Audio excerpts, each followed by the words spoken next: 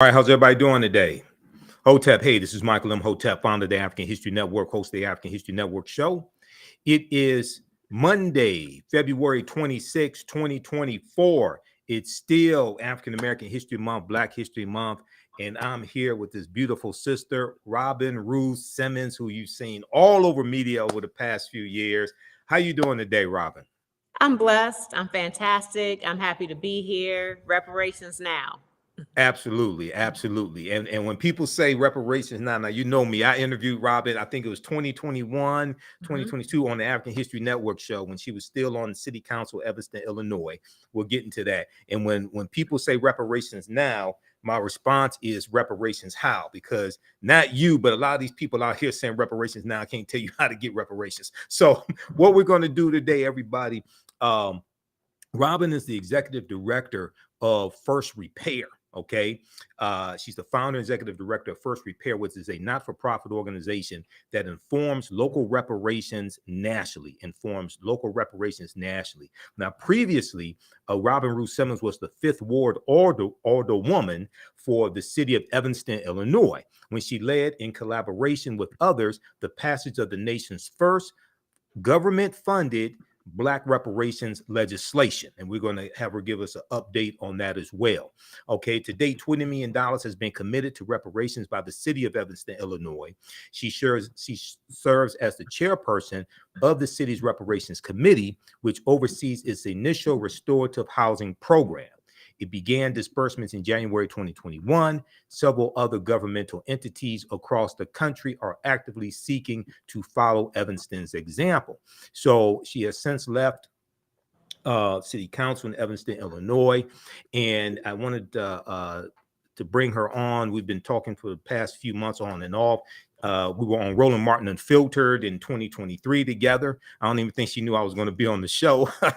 But I wanted her to come on to give us an update on what's taking place across the country for local reparations initiatives. But also, there is a new reparations anthem that has just been released. So give us an update on all this, Robin. And you can start with the reparations anthem if you want.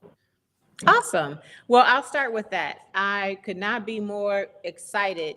I had a vision that in the same vein of self-destruction and fight the power and even We Are the World, that there would be a collaboration of hip-hop artists to bring forth a reparations anthem and inform, energize in the way that political rap has done for many, many years. I think about my own origin story, being radicalized and,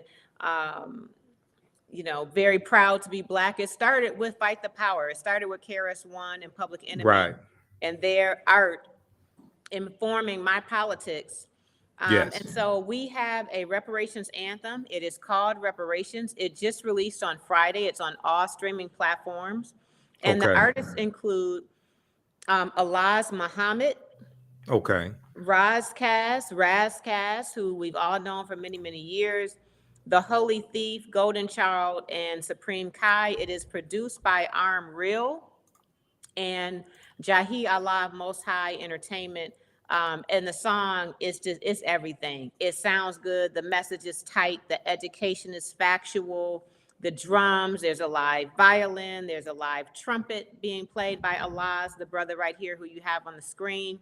So please do visit firstrepair.org and you will find the song. You'll learn about all of the artists and the producers. The goals of this song is not for entertainment. Let's say, like KRS-One says, it's edutainment, perhaps, but I really look at it as activism. So please do enjoy it. Download it everywhere. There is a video also. So if you go to First Repair YouTube page, you'll see a full music video that actually just released today, and all the artists are featured in there as well. First Repair YouTube video. So let's play a sample of the song. And I have a question. Go ahead. Before you get into it, can you play a sample of the video? It might be more interesting. Yeah, I can play a sample of the video. Okay, and then that way they can see some visuals. Okay, so the YouTube channel is, what's the YouTube channel? It should be First Repair on YouTube. Okay, First Repair on YouTube. So we'll pull that up. Okay. First Repair on YouTube. So people subscribe to this YouTube channel, First Repair. Okay, and we see reparations. We see it right here. Okay, so we're gonna bring this up. Let me see. Can you hear it playing? Can you hear it playing? I gotta open up line 3. Hold on. Okay, now. Yeah. Can you hear it? Yes. Okay. We can't see it though. So no, if we gotta share the screen.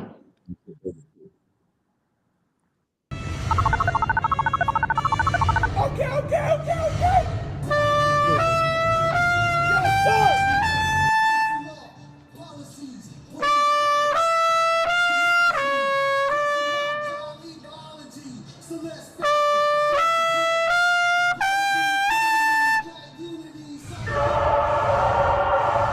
In spite of all the terror, all the harm, all the crimes against our humanity, we have over 400 years of Black resilience.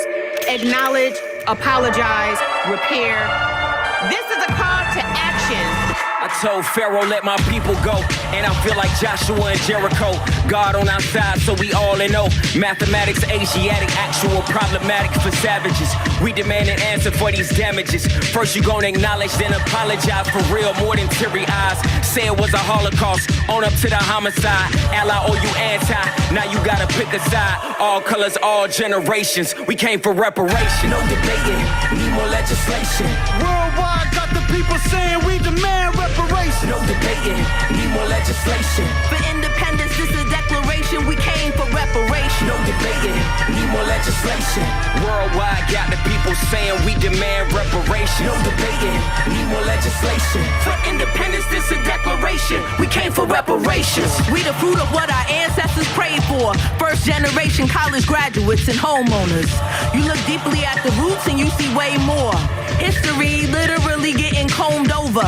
USD is an incomplete remedy. You ain't got enough denominations in your treasury to bring back to form all the souls that were taken.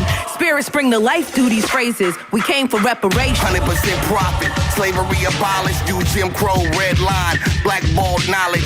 The war on drugs was a war on blacks. And if you speak truth to power, then you under attack financially. You reparated Israel, Native Americans. Past due, you reparated me.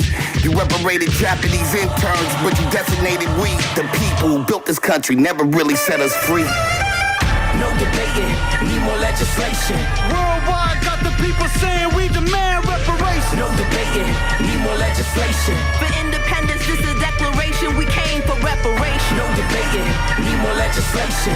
Worldwide got the people saying we demand reparation. No debating, need more legislation. For independence, this is a declaration, we came for Over reparations. 400 years of oppression is real, so how we heal? Placing law, policies, police try to demolish me, cause of my godly biology. So let's factor, first repair, power the economy, Black unity, solidarity, not asking for handouts or charity, but how can we overcome disparities? We came for reparations. No debating, need more legislation.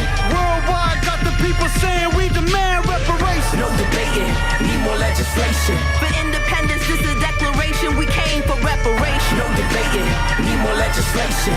Worldwide got the people saying we demand reparation. No debating, need more legislation. For independence, this is a declaration, we came for Golden, I reparations. see the vision like I was looking through her eyes. It's time we get paid, need my piece of the pie.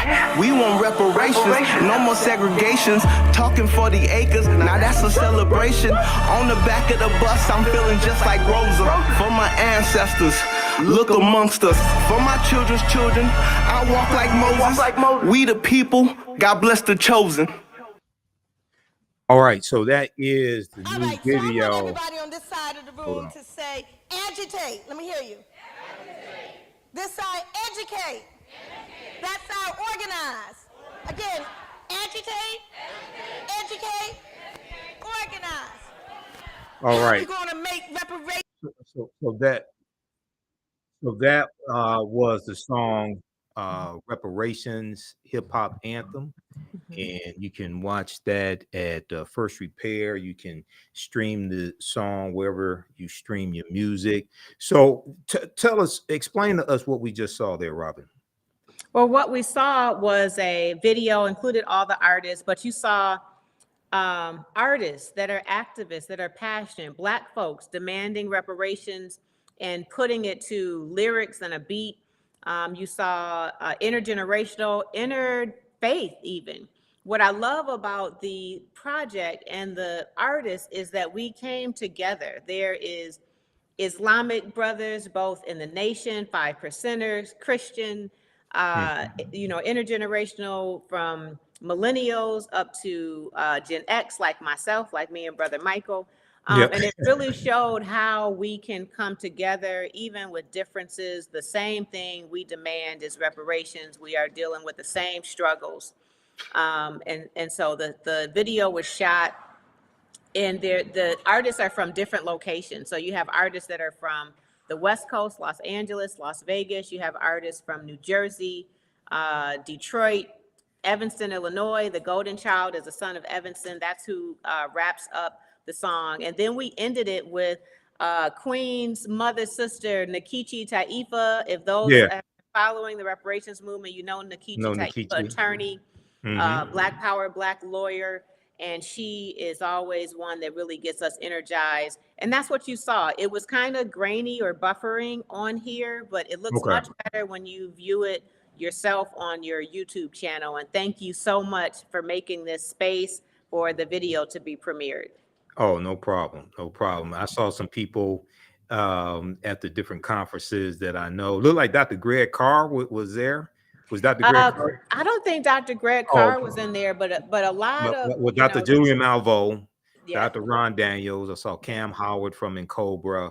I saw attorney Ariva Martin. I've been on her radio show, KBLA 1580 AM out of Southern California, Tavis Smiley's radio station. You see her as a legal analyst on CNN.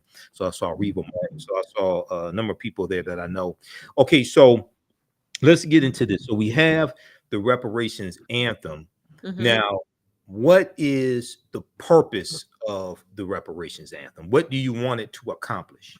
So its purpose is to amplify the reparations movement. What we have found is a couple of things. One, and all of that B-roll you saw in there was different conferences that we've had over the last 2023.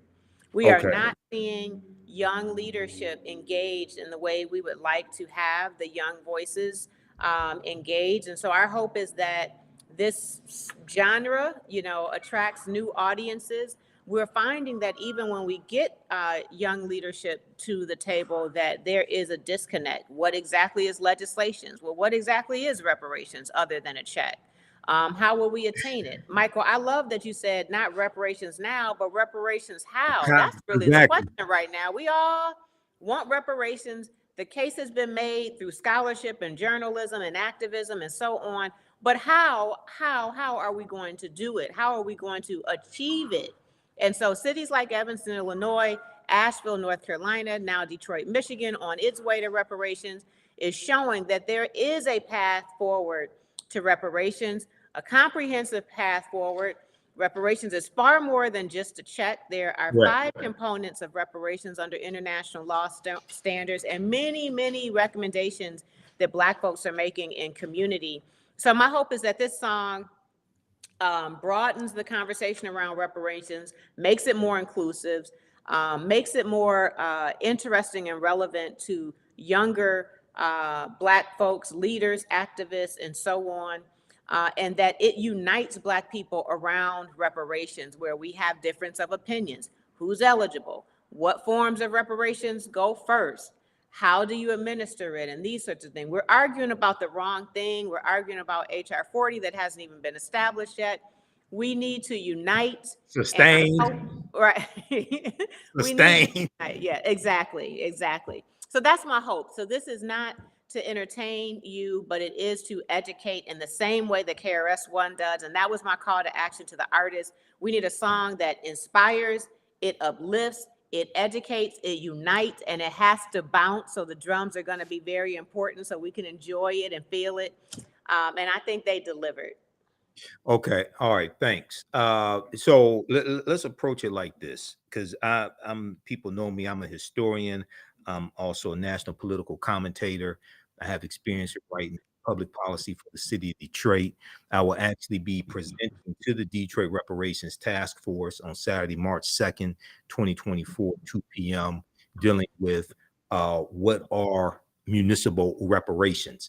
So I like to define things and take things step by step. So first of all, because you were the one who spearheaded the first government funded reparations program at the city level, please define for us what reparations are. The reason why I say that is because, unfortunately, reparations have become synonymous with slavery. And slavery happened to varying degrees throughout the country, and you have a few states that didn't have slavery, basically. Okay. So please define for us what reparations is. First of all, I want to say that reparations is not novel or new. That there's this thought that reparations appeared with the brilliant article Case for Reparations by Brother Ta-Nehisi Coates In 2014, Long- the Atlantic magazine. Yes. Long history of Black folks pursuing reparations, and many places you can go and get that education, including firstrepair.org. Yeah. And the Reparations, African History Network, but go ahead. absolutely, and the African History Network. Yeah. Another thing is reparations is actually not exclusive to slavery and the transatlantic slave trade. Reparations are due also for all of its vestiges and its legacies that continued on. Even after slavery was abolished, we had, lynching, Jim Crow era, mass incarceration, the war on drugs, predatory lending, redlining, and even anti-Black policy that is baked into public policy today that looks like equity and it's not. And so reparations is a way to make amends in a tangible way, and that is to be prescribed by the Black community, informed by the Black community on what that is, to repair a past harm. It is a legislative response. In this case, there are other responses that are legal responses in lawsuits, like the work that is being led by Rue Simmons with the Tulsa survivors. There are other, like Areva Martin, who also is leading reparation lawsuits, just not only in her own city, Palm Springs, but now taking on the descendants of St. Louis University reparations pursuit as well. So reparations can be cash, but it's also housing redress, different practices and resources that restore wealth. You can build wealth through home equity. You can build wealth through education. Health needs to be addressed. We have a life expectancy gap in this nation. In my city, it's 13 years between Black and white. Our sister city to the immediate south of us, Chicago, it's 30-year different life expectancy between Black and white in Chicago. And I'm sure Detroit has similar life expectancy disparities, as well as wealth gap, education gap, and so on. And so we need all forms of repair. And I'm with passing initial reparations and building on it, because it's also not a settlement. I know in Evanston, when we passed our first legislation, there was some criticism as if we thought we had solved for, our crisis. No, it is a first tangible step. $20 million is tangible. That's real. That's $20 million of wealth being restored in Black community, and we need to do more. And I'm proud to see so many cities, like one of my favorite cities, Detroit, Michigan, taking steps to do more. Well, $20 million is more than anybody else has gotten for reparations. And let's put it out here. Evanston, Illinois, at the time, back in 2021, Evanston, Illinois was a city of approximately 60,000 people. The African-American population was 16% and declining. Okay. So one of the first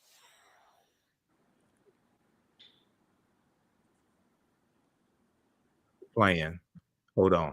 So it's one of the first articles where I found out about you was from abcnews.com, and it was this article right here. How the first U.S. city to fund reparations for Black residents is making amends. Up to $25,000 per eligible resident for housing will be distributed this year. Now, this is from March 1st, 2021, from abcnews.com. And it talks about Robin Rue Simmons in here when she was on the city council in Evanston, Illinois, fifth ward alderman or alderwoman. And she talked about the discrepancies that she saw, the structural inequities that she saw in Evanston in comparison for African Americans, in comparison to her white friends as well who lived in the area. Now, what happened is explain to people why, because you all got some flack for this from what I call reparations reactionaries who didn't do the research. But we talked about this when I first, even before I interviewed you, when I was setting up the interview back in 2021. Explain to people why you all chose to do housing vouchers and focus on housing discrimination in Evanston, Illinois, as opposed to slavery. So one, we're a municipality. We're in a free state, and we are a municipality, fortunately a home rule municipality, but slavery and many other federal harms and crimes against Black folk are outside of our purview. So the very first thing that you need to do in developing reparations initiatives is develop a harm report, a history of what the anti-Black practice was in your specific locality. And in doing that, one of the next most important best practices of reparations is that the Black community is convened and is informing the process and prescribing what redress looks like. So we heard from our Black community on what forms of reparations do we want. Overwhelmingly, our Black community wanted some form of housing redress because of a zoning law that restricted us to a neighborhood that was further disinvested in, and all the things that we know about in our Black cities. And so first of all, we had a harm report that named a law that was in effect from 1919 until 1969, when federal fair housing was passed. And we could calculate there had been damages due, financial damages and housing related damages. And then secondly, we had a Black community that supported housing by consensus. The majority of those that participated supported housing. And then thirdly, this is back to Michael's reparations how, and I want to get that on a t-shirt, Michael. So let's just get that on a t-shirt. Reparations Okay. How, right? Yes. How we had to have a legal framework for reparations. Reparations it's unprecedented. It is provocative. It draws out agitators and opposition that have a lot of resources and will sue you and try to derail your work. So we had to have a legal framework, and our corporation counsel, Nick Cummings, who you may want to have on your show one day, with his support of his colleagues, including the brilliant Professor Justin Hansford from Thurgood Marshall Civil Rights Center at Howard Law School, they came up with what they call a narrowly tailored legal framework for reparations, which would allow us to have a viable reparations plan, one that wasn't like reparations for slavery in a city that can't connect directly. Now, yes, indirectly, yes, we can connect the dots. Let me say this because I brought this up when the first time I interviewed you. I read some of the 70-page report that you all put out. Now, was that the city council to put that out, or was that somebody you commissioned to do the research? Who it was commissioned, and it was done by Shorefront Legacy Center, Dino Robinson. Yeah, that's right. Yeah. Dino, and somewhere here in the office, I have that 70-page report. Okay. Now, this is the article from abcnews.com from March 2021. This is what happens when people don't do research and jump out here talking about slavery. Robin Rue Simmons and her colleagues have the support of local historian Dino Robinson in building the case for reparations. Robinson is the founder of the Shorefront Legacy Center in Evanston, Illinois, an archive dedicated solely to chronicling and celebrating the local Black history that had long gone ignored. In a 70-page plus report, Dino Robinson documented discrimination and racism in Evanston, Illinois that dated back to the late 1800s. Now, this is what's important for people to understand. And I brought this up during the first interview I did with Robin. The state of Illinois abolished slavery in 1818. The city of Evanston, Illinois was not founded until the 1840s. The city of Evanston, Illinois does not have a history of slavery. You have to understand history specifically to the municipality or the state that you're talking about, where the redress is going to come from. A city is not going to repair the damage of something that the city was not responsible for causing or inflicting, because the city doesn't have those type of resources. A city is not going to repair the damage that the federal government did. Okay. Evanston, Illinois is a city of 60,000 people back in 2021, 2020, 16% African-American population, and it was a declining African-American population then. When you research this, you'll find out that there were African-Americans who were still alive who were the victims of redlining and housing discrimination decades prior. And if I remember correctly, African-Americans were the victims of housing discrimination starting about the 1890s. Is that correct? That's even before we called redlining. Okay. Mm-hmm. Yes. So what I try to get people to understand when I talk about repairing the damage, one is not specific to slavery. You have to understand history. Okay. And you have to assess the damage that was done in the area that you're talking about and address it specifically. You have to study, you have to understand the laws and policies that were put in place that inflicted the harm, maldistributed wealth, pawn resources. So you understand the laws and policies that have to be put in place to repair the damage. Okay. So when we look at assessing the damage that was done that needs repairing, before you can make recommendations for reparations, you first have to properly assess the damage that was done. And then when we look at the California Reparations Task Force, when we look at their final report, what's so brilliant about what they did, this is a 1,000-page report that lays out 12 harms, the history of those 12 harms. It shows what happened at the federal level, what happened at the state level, and locally at different cities in the state of California. Then they lay out 115 policy recommendations to repair the damage. When you start getting into this report and seeing how pervasive and how deep the damage is, then you realize this is way beyond the check. It was laws and policies that inflicted the harm. It's going to be laws and policies that repair the damage of the harm. So this is when we talk about the root concept of reparations, is to repair the damage that was done. That's the root concept, to make you whole again, to restore you to a level before the damage was done. Now, as a historian who also studies law and who's a national political commentator, I take repairing the damage to another level when we talk about understanding slavery and the legacy of slavery. You first have to analyze who African people were and what African people had before we were put into an institution that stripped us of our history, culture, language, spiritual systems, folklores, mores, family ties, cosmology, nationality, etc. If you start the conversation with us already in that institution being dehumanized, you don't even understand who we are and the type of damage that was done that has to be repaired. That's understanding it on a higher level. Okay. So what I want you to talk about is the success that's happened in Evanston, and then what's happened in Evanston has spurred, if I remember correctly, it's about 100 different local reparations initiatives across the country. And if you want to take that region by region, we can do it like that as well. Okay. So in Evanston, as we mentioned, we made our first legislation in 2019. You know, COVID happened pretty immediately after that. And we came up with our eligibility requirements.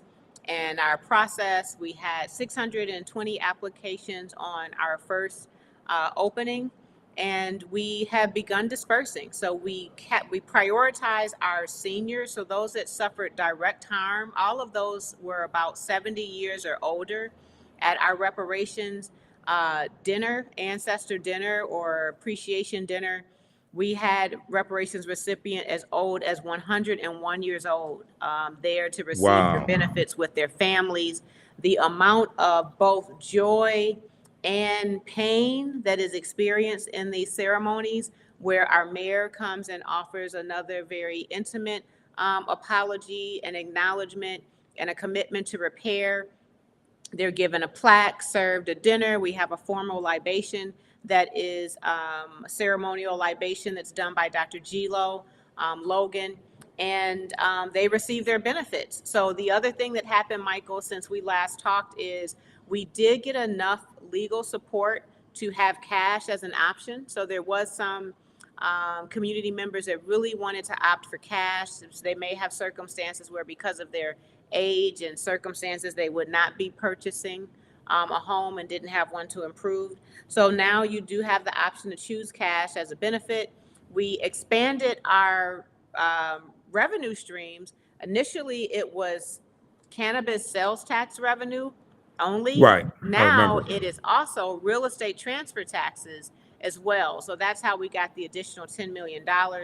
In addition to that, our faith community has really stepped up and they are showing out. So very quickly, in about 6-month time period, our interfaith community, churches of all faiths, and this is allied churches, not the Black church, synagogues, mosques, temples, and so on, raised an additional $1 million to be a companion to the work that's happening at a municipal level. Our local community foundation has joined in. And so moving beyond Evanston, our work has inspired other cities to do their reparations work. This is hyper local. There's no exact motto. No one has the exact answer. Everybody is the expert in this scenario, and communities need to get their own history. As Michael mentioned, you have to have the history. The harm report informs everything else: eligibility, forms of reparations, amount of reparations, and so on. And so great work is happening in every region. Michael just lifted up the incredible work happening at the state of California. In addition to those proposals that have been supported by the Black Caucus there for the state level, great work is happening in San Francisco, Sacramento, Palm Springs. We mentioned that being led by attorney Ariva Martin, Los Angeles, California, and a growing list of cities in the West. We have Denver, Colorado stepping up. We have Kansas City, Missouri doing incredible work there under the leadership of Sister Janae. And they have actually a mayoral appointed task force as well, in addition to their community task force. Baba Mickey Dean, those longtime movement leaders will know Mickey Dean, attorney Mickey Dean out of Kansas City, Missouri. We have Detroit, Michigan, who, grassroots led organizing initially with Brother Keith Williams, the ballot initiative. Detroit still the only city to successfully advance reparations with the ballot initiative, which is brilliant with the 80% Black electorate. Makes a lot of sense. So glad to see that Detroit task force has been funded to begin doing some work, and I'm looking forward to seeing a harm report coming out of that commission. The East they are on it. We have Amherst, Massachusetts. The state of New York is the third state to pass reparations task force. Illinois was actually the second, but is still in the process of seating theirs. But the state of New York, you have Amherst, Massachusetts, Boston, Massachusetts, Providence, Rhode Island, long list of activity, Cambridge, Massachusetts happening in the East. And not surprisingly, the southern states have a lot more partisan issues. So they are not as embracing reparations broadly as some of the other regions, but South Fulton County, Georgia, Atlanta South Fulton County is having their task force, has strong leadership, very well organized, very well prepared to lead to reparations for their county. We also have some great work happening in Decatur, Georgia, under the leadership of Beacon Hill, an organization led by attorney Muwali Davis, who you probably have heard his name before, strong leader in the area. Jamoke, who you may know from Cobra, is leading some initiatives that are happening in Miami-Dade County, Florida. Tulsa, Oklahoma has both the lawsuit being led by attorney Rue Simmons, as well as the legislative work towards reparations led by Councilwoman Vanessa Hall Harper and grassroots leaders like Christy Williams and others, Greg and Charles and Demaria. So there's so much happening. And all of this really leads to really what's happening at the national or federal level. And I'll give you that update. Go ahead. HR 40 was introduced by HR 40. Okay.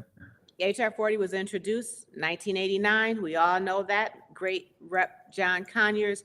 It has been introduced every year since 1989. And this last Congress, there actually was enough support in the House for it to pass, but there was not enough political will to call a floor vote. So we moved on past that Congress, and without a floor vote, there's a Senate companion bill. There's no delusion that it will pass the Senate.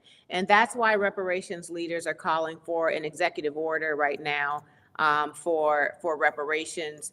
And but what I can say is an executive order from who for reparations? All right, I'm sorry. An executive order from President Biden for HR 40 to be established, the commission to be established, which in 2015 was amended to include not only study, but to develop reparations proposals under the leadership of Congresswoman Sheila Jackson Lee. Okay, now let me ask you a question, because I'm a historian, national political commentator, and have experience in writing public policy. And when I was on a commission to write an executive order for the city of Detroit some years ago, the first thing that corporate counsel told us, Sharon McPhail, the first thing that she told us was that it's illegal to write policies that are exclusively for one race of people or ethnicity. So you already know that.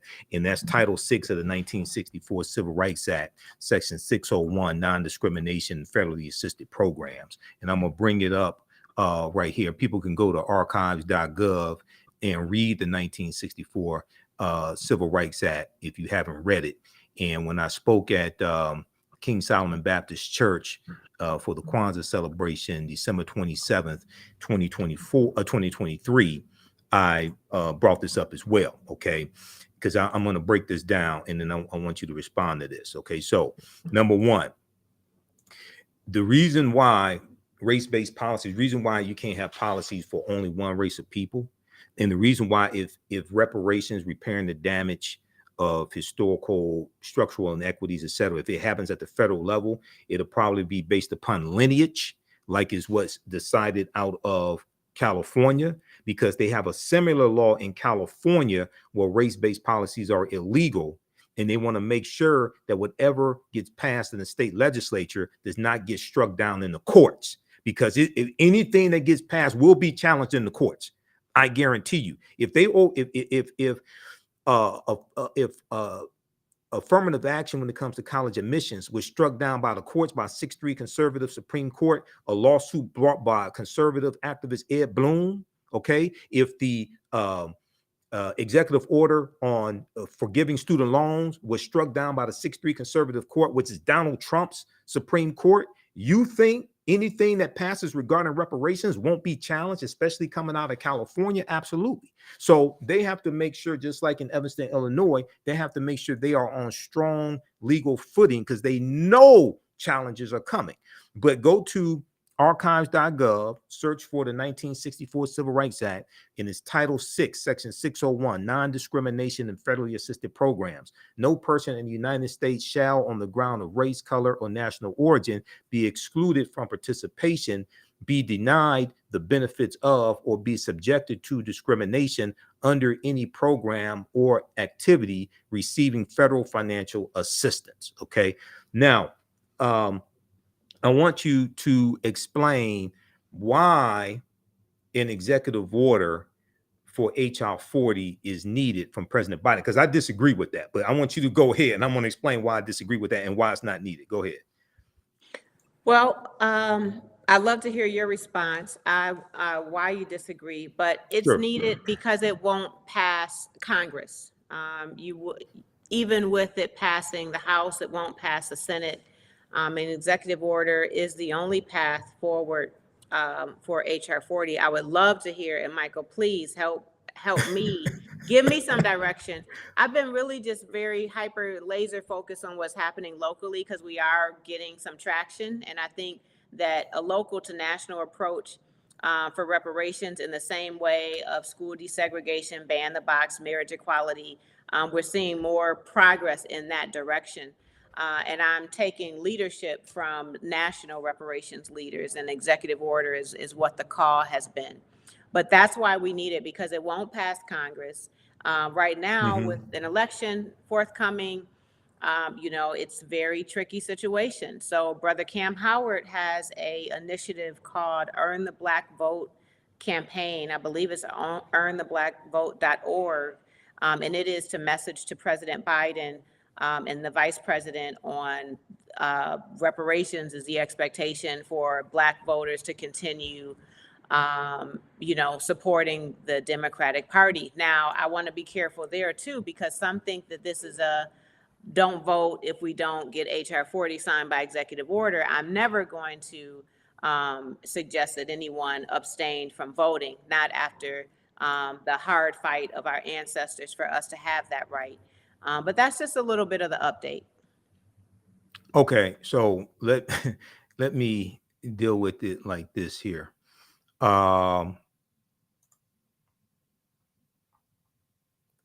If we look at this article from Associated Press, this article deals with, name of this article, Japanese Americans Won Redress, Fight for Black Reparations. Okay. This article deals with how you have some Japanese Americans who are siding with and helping African Americans fight for reparations and actually get something. This is from February 24th, 2023. I talked about this on the African History Network show, as well as on Faraji Muhammad's show, The Culture, on the Black Star Network, which is Roland Martin's network. And people can watch me on Roland Martin Unfiltered each Friday, 6 p.m. to 8 p.m. Download the Black Star Network. Okay. Here's why trying to get a executive order for HR 40 is not going to happen. And it's not, and I'm going to tell you why it's not needed. Okay. When we look at this here, Pew Research did a study in 2024, survey in 2023, and they found only 30% of U.S. adults surveyed supported reparations for slavery. Only 30%. Okay, basically 2/3 of Americans are against reparations. Now, number one, Americans are very ignorant of history. 1, 2, Americans don't understand the U.S. Constitution, and there's a story from CBS.com, January 2021. Actually, it's January 19th, 2021, the day before the inauguration of Joe Biden and Kamala Harris, which talks about how Americans are very ignorant of the U.S. Constitution, don't understand law. And if they don't understand law, they don't understand history.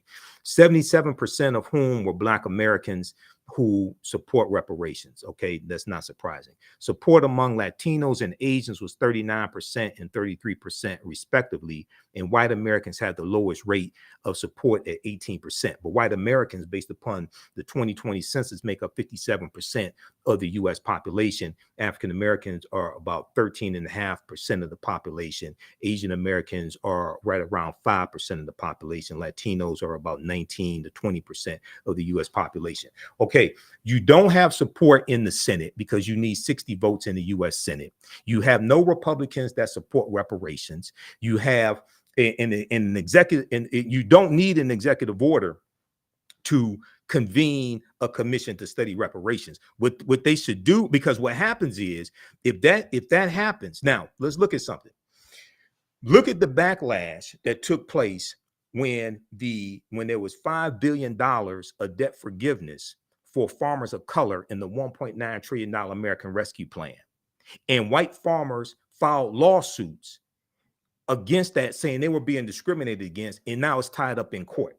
Senator Lindsey Graham was on Fox News. Senator Lindsey Graham of South Carolina was on Fox News saying this is reparations for black farmers, but if you're a white farmer, you get nothing. Now, he forgot that white farmers in 2020 from the Trump administration got almost $26 billion in aid from the federal government because Trump killed the soybean market with China, okay? And African-American farmers got 1/10 of 1%. They got 26 million. White farmers got almost 26 billion. Lindsey Graham forgot about that, okay? So because of this anti-critical race theory climate, this anti-DEI climate, diversity, equity, inclusion climate, the assault on African-American history in various states, passing laws targeting that, the way I think to go about this to reduce opposition and actually get something accomplished, this 1,000-page report from the California Reparations Task Force, which is the most extensive analysis and study of African Americans since the 1968 Kerner Commission report, they've already done the research. They lay out 12 harms here.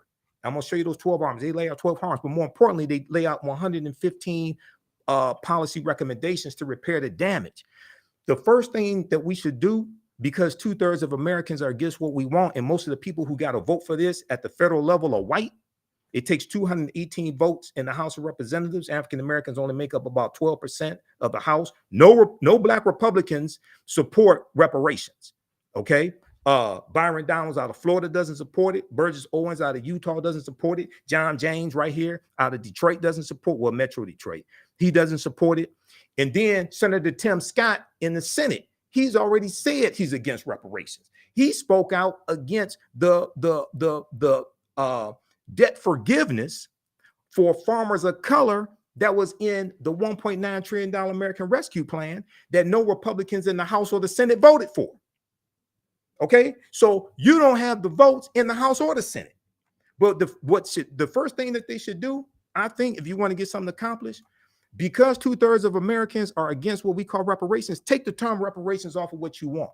Secondly, take these 115 policy recommendations that California laid out and push those policy recommendations, take the term reparations off of it. If you got to do 115 separate bills, because there's not going to be one bill that takes care of all this. You said before it's going to have to be a generation of repairing of the damage. Okay, take those 115 policy recommendations, craft versions of it at the federal level, state level, local level. The most important thing you have to show, and let me show this study here. I did a 1.5-hour presentation when this study came out from Citigroup Bank. CBS.com has this article from, 2020. This study shows how racism has cost the U.S. government the U.S. economy, I should say, $16 trillion, not over 246 years, okay? Not since 1900, but from 2000 to 2020, over a 20-year period of time, okay? What this study shows is how racism hurts everybody. The most important thing that has to happen, especially at the federal level, because most of the people who got to vote for this in the House of Representatives are white.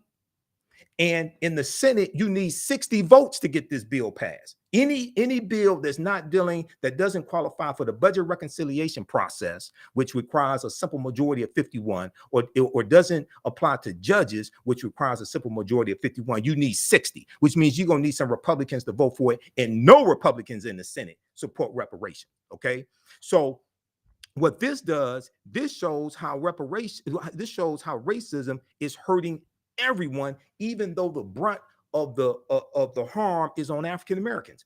America could have been $16 trillion richer if not for inequities in education, housing, wages, and business investment between Black and white Americans over the past 20 years. New research concludes. The study released by Citigroup is the latest in a body of research that attempts to quantify the economic impact of systemic racism. Because one of the things that has to happen is the focus has to be shifted from slavery which it lasted 246 years, shift the focus from slavery to present day structural inequities, because those present day structural inequities are the legacy of slavery, and deal with the laws and policies that were put in place that created these structural inequities, and you can trace that back to slavery.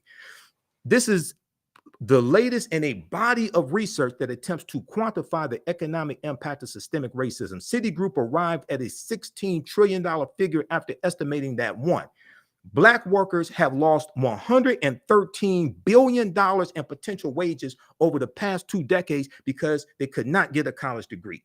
2, the housing market lost $218 billion in sales because Black applicants could not get home loans. 3, about $13 trillion in business revenue never flowed into the U.S. economy because Black entrepreneurs could not access bank loans. Now, what this shows is that if you correct these harms, if you correct these policies, this helps everybody. Correcting these structural inequities is good for America. It goes on to say, what's more, the U.S. could have $5 trillion in gross domestic product over the next 5 years if those gaps and others were closed today, the study indicated. You're dealing with laws and policies. So the way this has to be marketed, I think, number one, understanding the last 500 years of history. 2, understanding white people. Okay. If this is marketed as just benefiting Black people, we're going to lose 11 times out of 10. If this is marketed as just benefiting Black people, you have to use the evidence to show how this helps everybody, because it does. Policies that are good for African Americans are good for America in general. And if you take the term reparations off of what we want, because that becomes a huge target. Look at what happened in San Francisco when they rolled out their 100 plus. When the San Francisco Reparations Task Force laid out their 100 plus policy recommendations, and somebody threw out $5 million for every Black person in San Francisco, what happened? All the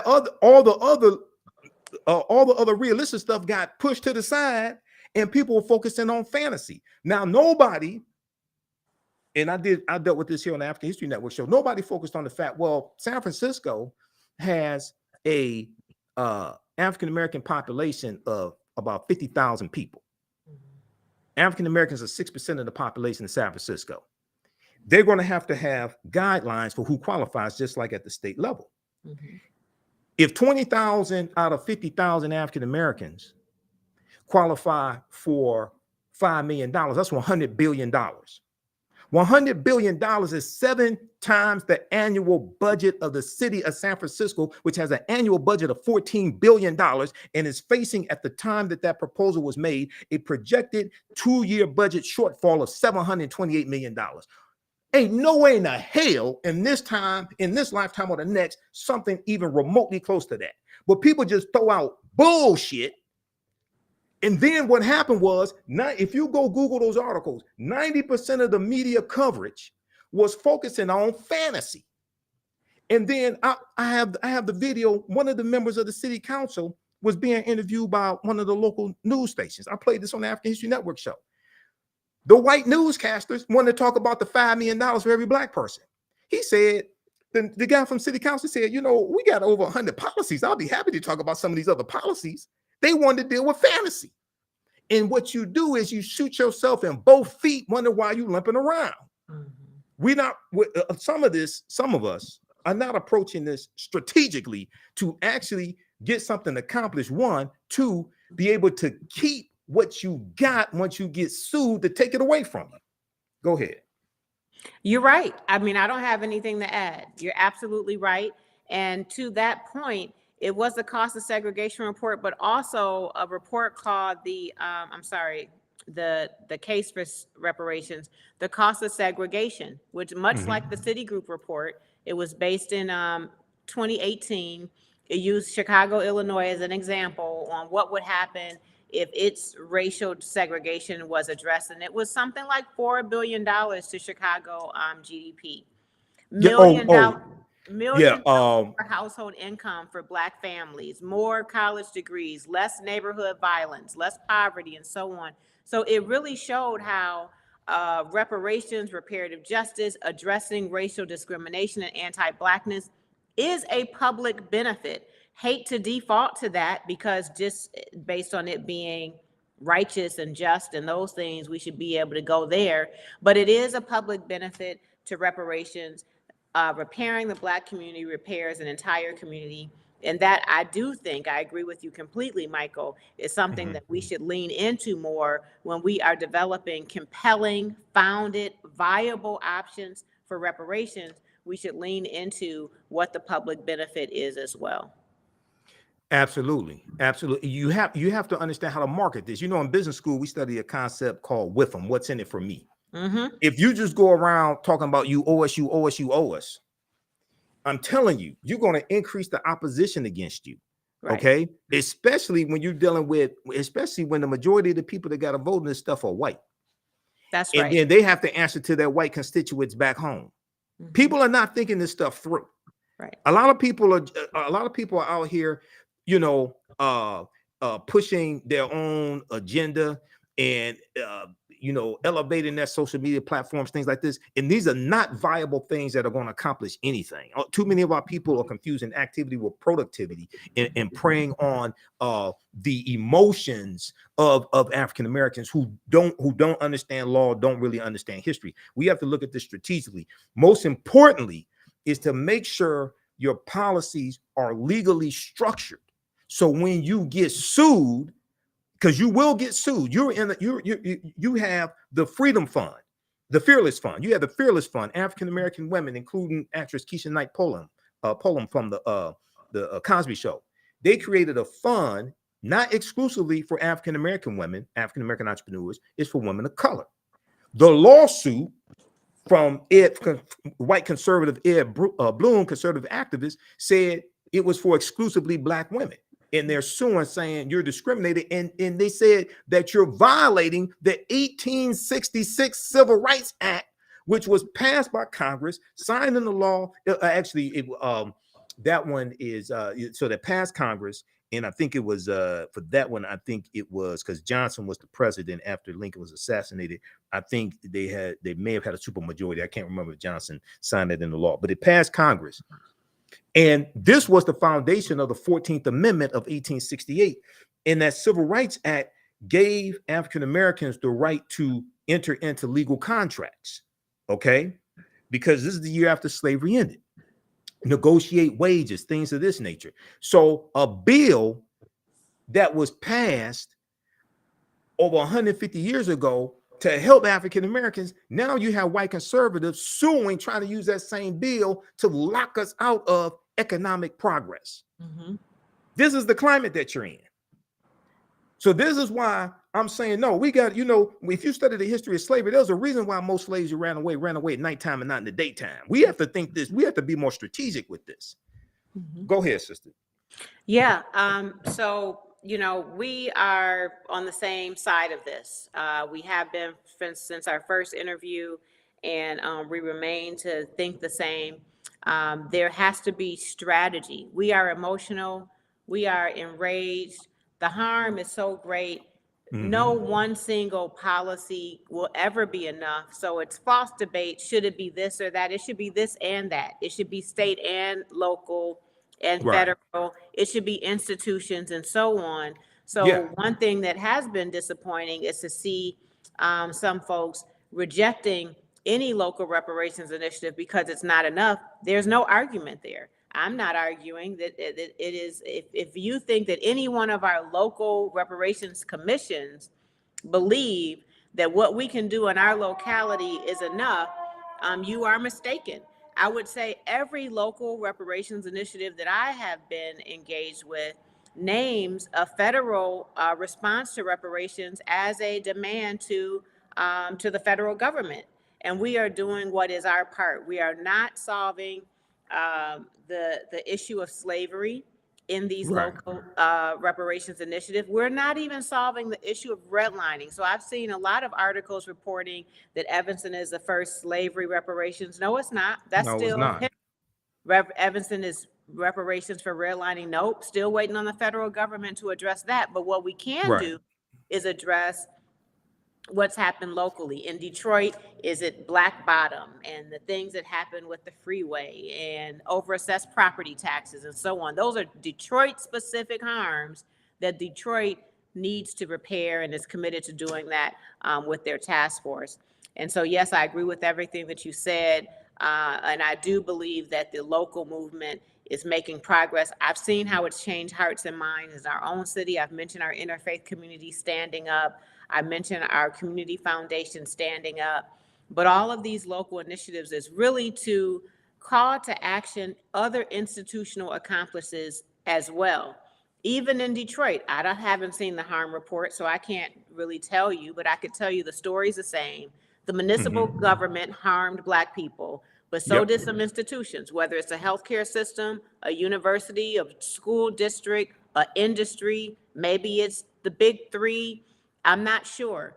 But there are other institutional accomplices in Detroit, in addition to the Detroit city government, that have a responsibility to repair. I would encourage the community to look at the academy at colleges and universities as partners in this work. When you need help with research and other types of reports, there are professors that can use capstone projects and these types of things. Michael can give the Detroit Commission recommendations on these types of things, but it's really all hands on deck. It's all hands on deck. But right now, I just want to really shout out and send power to all of the local activists in Detroit and all across this nation, my own city, Evanston, Illinois, that is doing this work, that is holding local elected leaders accountable and supporting them.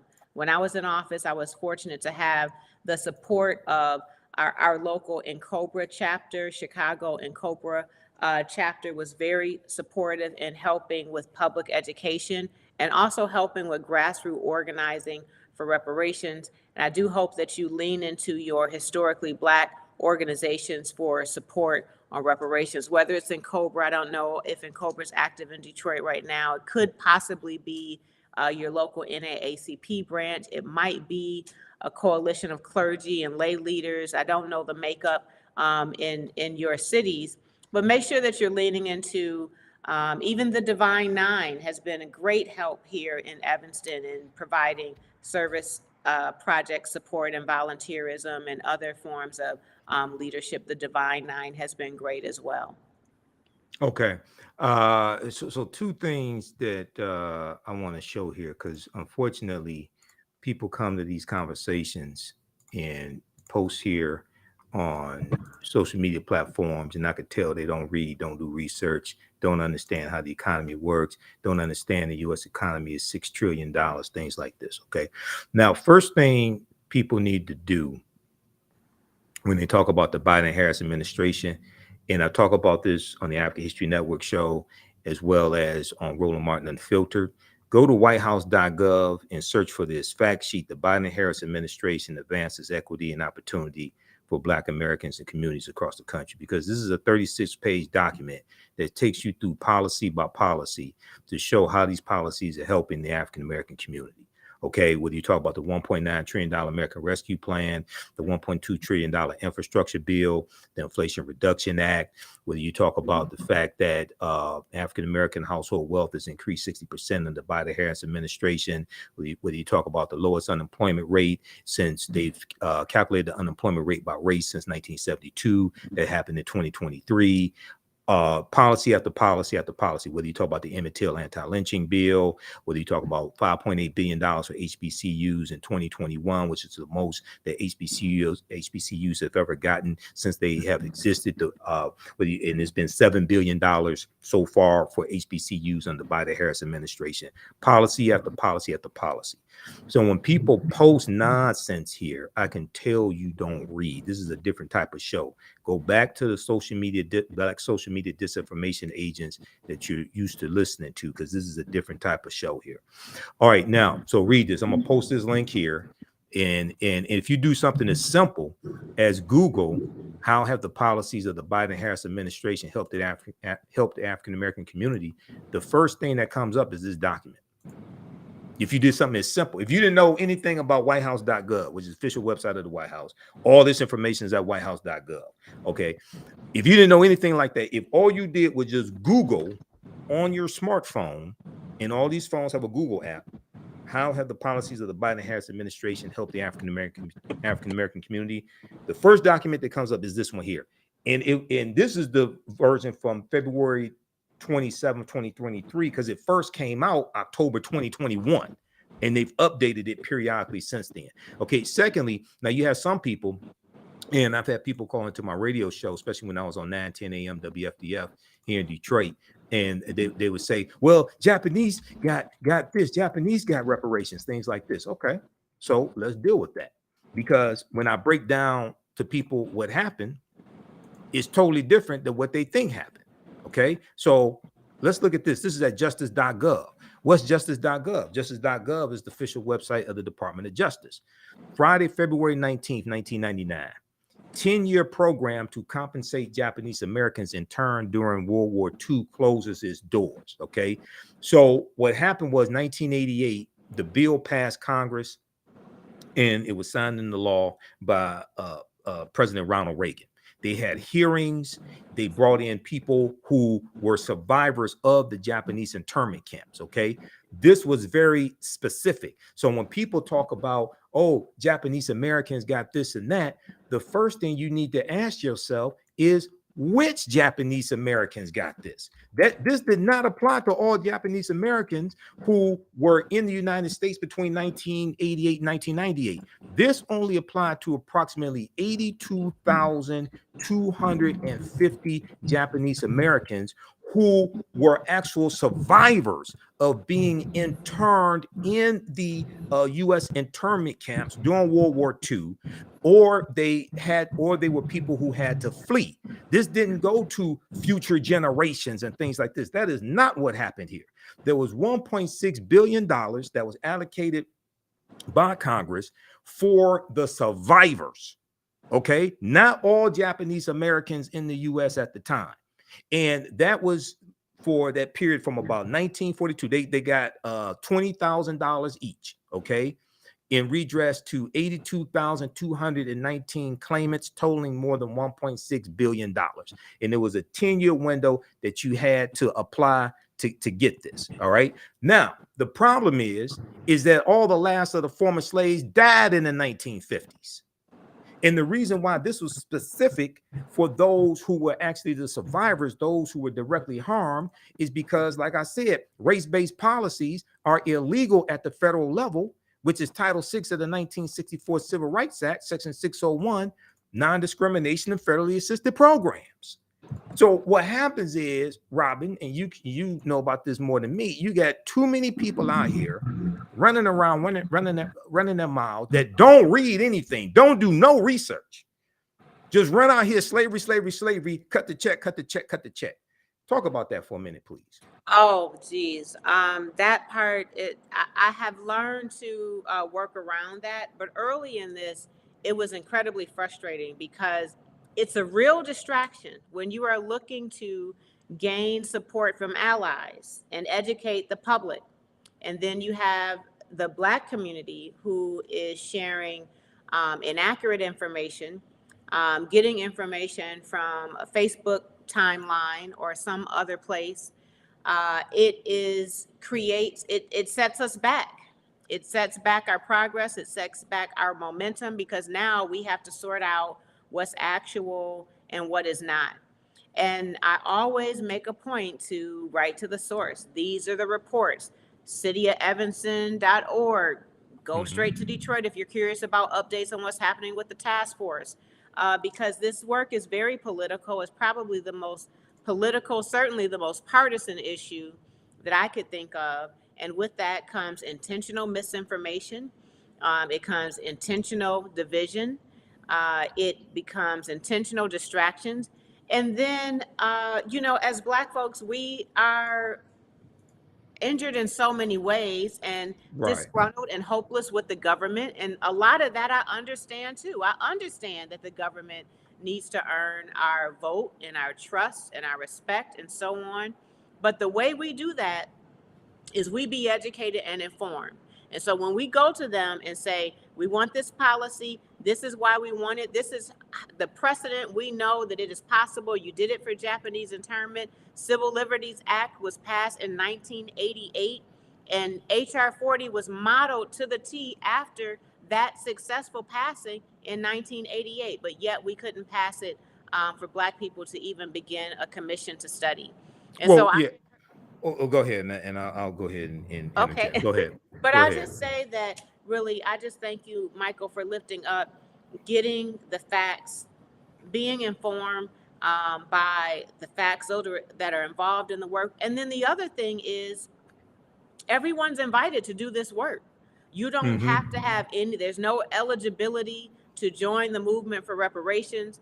All of the committee and commissions around the United States, including in Detroit, due to Open Meetings Act, these are public meetings. So you can go to these meetings yourself, hear the commissioners, hear the deliberations, see what staff is doing, weigh in an informed way. And I'll tell you that constructive feedback is welcome. We've had political feedback that wasn't helpful and it was a distraction. And we had some really hard constructive feedback that wasn't necessarily flattering to the committee, but it helped us do things like prioritize funding our elders first because they were dying, quite frankly. Right. That makes sense. We funded them first. Other things that we did was we did enough research, got enough legal memos to find out if we could give cash as an option for reparations. These are some of the types of things that we've been able to do, just hearing from the community that came wholeheartedly with good intentions and no agenda other than the successful outcomes for reparations. Okay. Now, the other thing, and I addressed this already, you have these idiots out here who say things like, the Asian community got a hate crimes bill. Okay. Now, what that means is you didn't read the bill, because if you actually read the bill, you realize that one, that bill, the name of the bill is the COVID-19 Hate Crimes Act, number one. Number two, and it's at congress.gov. Okay, the COVID-19 Hate Crimes Act, number one. And number two, that bill is based upon COVID-19 related hate crimes as opposed to race related hate crimes. Okay, so that, and number three, the bill deals with data collecting. It deals with funding data collecting, better data collecting for hate crimes, especially for the Asian American community, because they came after a number of them were shot and killed at spas. But when you read that bill, and I read the bill applies to anybody based upon race or ethnicity. The bill is not specific to Asian Americans. So when people say, oh, Asians got a hate crime bill, one, you didn't read the bill that you're talking about. Go to congress.gov and read these bills. And if you read this article here from the Washington Post, bill to combat hate crimes against Asian Americans passes Senate with bipartisan support. Okay. Now, what I find interesting is those same people that say Asians got a hate crime bill don't mention the Emmett Till anti-lynching bill. And that's the first anti-lynching bill that has ever passed in Congress and have been signed into law in 122 years. Since 1900, when Representative George Henry White of North Carolina, who was the last African-American left in both chambers of the legislative branch of the government, he proposed the first anti-lynching bill. It took 122 years, okay, for that Emmett Till anti-lynching bill, which makes it a federal hate crime to lynch someone. Okay, what people call the Asian hate crime bill did not make it a federal hate crime to kill Asian Americans. That dealt with data collecting, and it dealt with funding language translators, because language barriers become a barrier for people whose first language is not English. So that becomes a barrier in reporting hate crimes. So people need to go read the bill. But if we look at this here, there's a part here, Department of Review and Expedite. Okay, with Representative Grace Ming as the lead House sponsor, the legislation would assign an official in the Justice Department to review and expedite all reports of hate crimes related to the coronavirus, because the name of the bill is the COVID-19 Hate Crimes Act, because you had Donald Trump out here calling COVID-19 Kung Flu. And what happened was there was an increase in hate crimes against the Asian American community.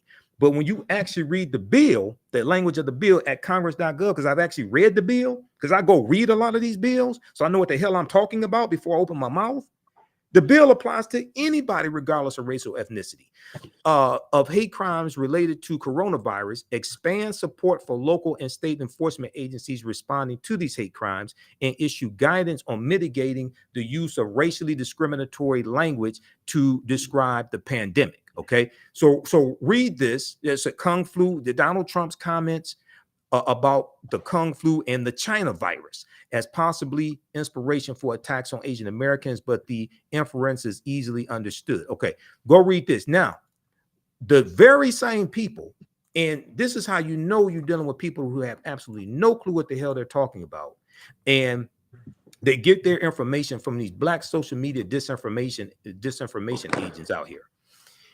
The first hate crimes act or bill in the history of this country was signed into law in 1968 by President Lyndon Baines Johnson, and it was part of the Fair Housing Act in 1968, and it was the result of the modern day civil rights movement, and it was largely for African Americans. Okay, so what I don't understand is the very same people who talk about an Asian hate crime bill, and it's not called an Asian hate crime bill, and they haven't read the bill, somehow skip over the fact that the first hate crimes bill in the history of this country was largely for African Americans. Not only that, when you study the U.S. Department of Justice, do you know when the U.S. Department of Justice was created? Robin? I do not know. Okay. U.S. Department of Justice was created in 1870 during Reconstruction. The U.S. Department of Justice was largely created to enforce the new rights of African Americans, of the former slaves. People, go read this article from SmithsonianMag.com, the official website of the Smithsonian Institute. Created 150 years ago, the Justice Department's first mission was to protect Black rights, because we have African American elected officials at the state level and local levels who were being attacked and killed by the Ku Klux Klan and other domestic terrorist organizations, and you have white Republicans being killed as well. But it was disproportionately us being attacked and killed. This is why the Department of Justice was created in the first place. The Office of the Attorney General goes back to about 1789, but the U.S. Department of Justice was created during Reconstruction in 1870, largely for African Americans. So I don't know where people are getting this nonsense from, but wherever you get it from, you need to go back and give it back to them. Go ahead. You know, I can't add. I mean, you were teaching, you're preaching, and I do hope that if nothing else, the takeaway is for folks to get their information directly from the source. This is all public source. You don't have to subscribe, pay a fee, anything. You can be informed directly. But as it relates to the work that's happening in Detroit and other cities, I do recommend that you observe those meetings yourself. You don't have to participate. You don't even have to have public comment. And please don't have public comment if you're not informed. But I do recommend that you observe the meetings. And then once you are informed and you have feedback, share it with the committees, because this work really is to be informed by the people. It is to be legislated. Another thing to know is all of the recommendations that come out of these city task force and commissions still have to pass the dais. So it's still going to the city council. It's still going to the state assembly. Yes. So voting still matters. It doesn't matter how strong your commission is. If all of your favorite neighborhood people are on the commission, it means nothing, because it's still going to that city council, and a passing vote, a majority vote is going to be needed at a legislative level as well. So please don't be distracted by the work that's happening alone in the commission. Distract is not the right word. Pay close attention to it, but know that there's a next step, and it's going to include your council member your mayor, who supports this work, has been educated and informed on this work, and votes it into law, passes a budget, and so on. And so what we don't want to see is like what we're seeing in many other localities, where we're passing a resolution, there's a ceremonial sort of legislation, but no budget, no remedies, no programs enforced, no reparations being delivered. And I'm encouraged by what's happening in Detroit, because I understand that there's a $500,000 budget to operate the task force. And I believe that great things are to come for the work that is happening there. But at least that is a real, tangible commitment that there is money funded to operate the task force.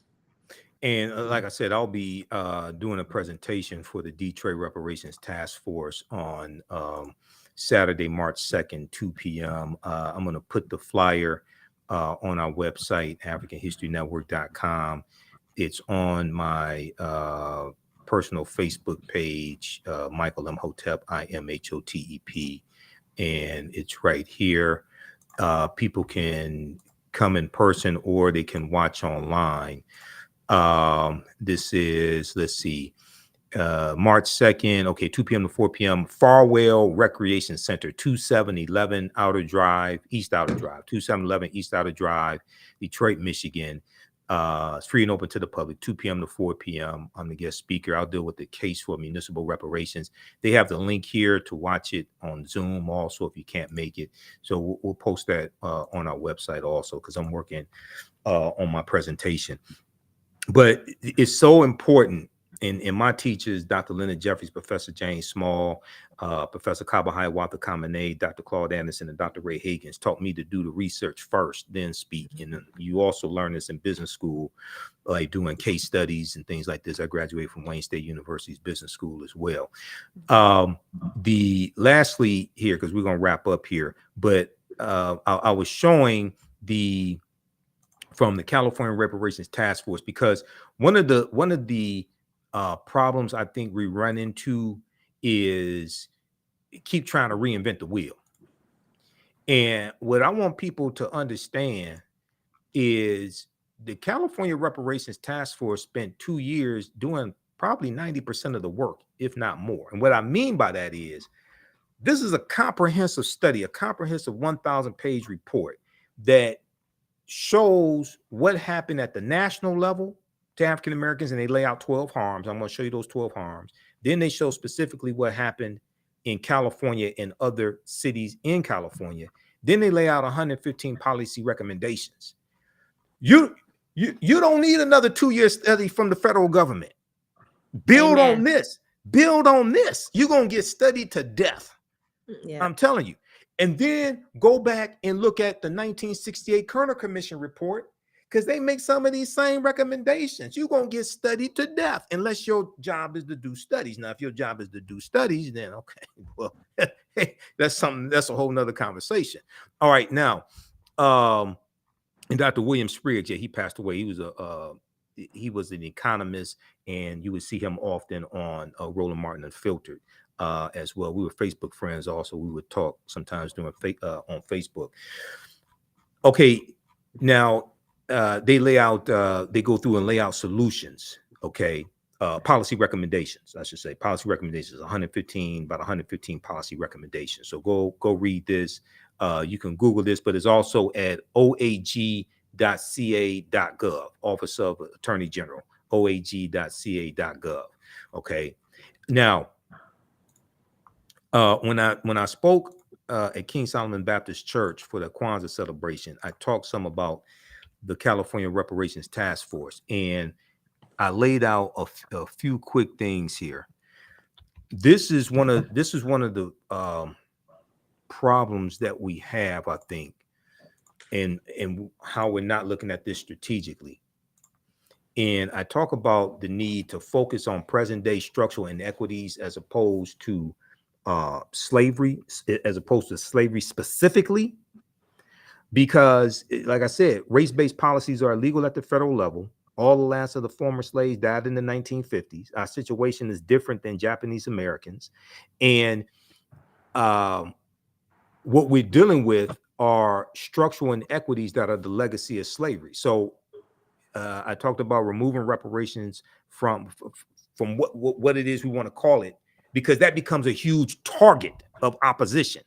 And it gets, you have to understand this right-wing echo chamber led by Fox News, but then also conservative talk radio. Also conservative talk radio. I haven't gotten to Twitter. I haven't gotten to X. I'm just talking about Fox News and conservative talk radio. Show how these policies are beneficial for everyone, not just African Americans, since most of the people who have to vote for the policies are not African Americans. And then just a few of the policy recommendations that came from California, because there's over 100 of them. Require payment of fair market value for labor provided by incarcerated persons, whether in jail or prison. Fund community-driven solutions to decrease community violence at the family, school, and neighborhood levels in African-American communities. Establish and fund community wellness centers in African-American communities. Eliminate legal protections for peace officers, police officers who violate civil or constitutional rights. Then we have addressing the racial wealth gap. Wealth is what you own minus what you owe. It's the key to economic security. It is what enables families to build a future. Wealth functions in many ways. It provides economic stability during lean times. It opens doors to improving quality of life. It is a dam against the food waters or flood waters of economic catastrophes. It provides access to political power, and it allows us to live and retire with dignity. Okay, they talk about establish and fund community wellness centers, all that. Okay, now the just so everybody knows who hasn't read the executive summary, they lay out 12 harms that happen at the federal level and the state level, California. Then go deal with the history of the 12 harms. 1, enslavement. 2, racial terror. 3, political disenfranchisement. 4, housing segregation. 5, separate and unequal education. 6, racism in environment and infrastructure. 7, pathologizing the Black family. 8, control over creative, cultural, and intellectual life. 9, stolen labor and hindered opportunity. 10, an unjust legal system. 11, mental and physical harm and neglect. 12, the racial wealth gap. Then their policies they lay out are designed to repair the damage of these 12 harms.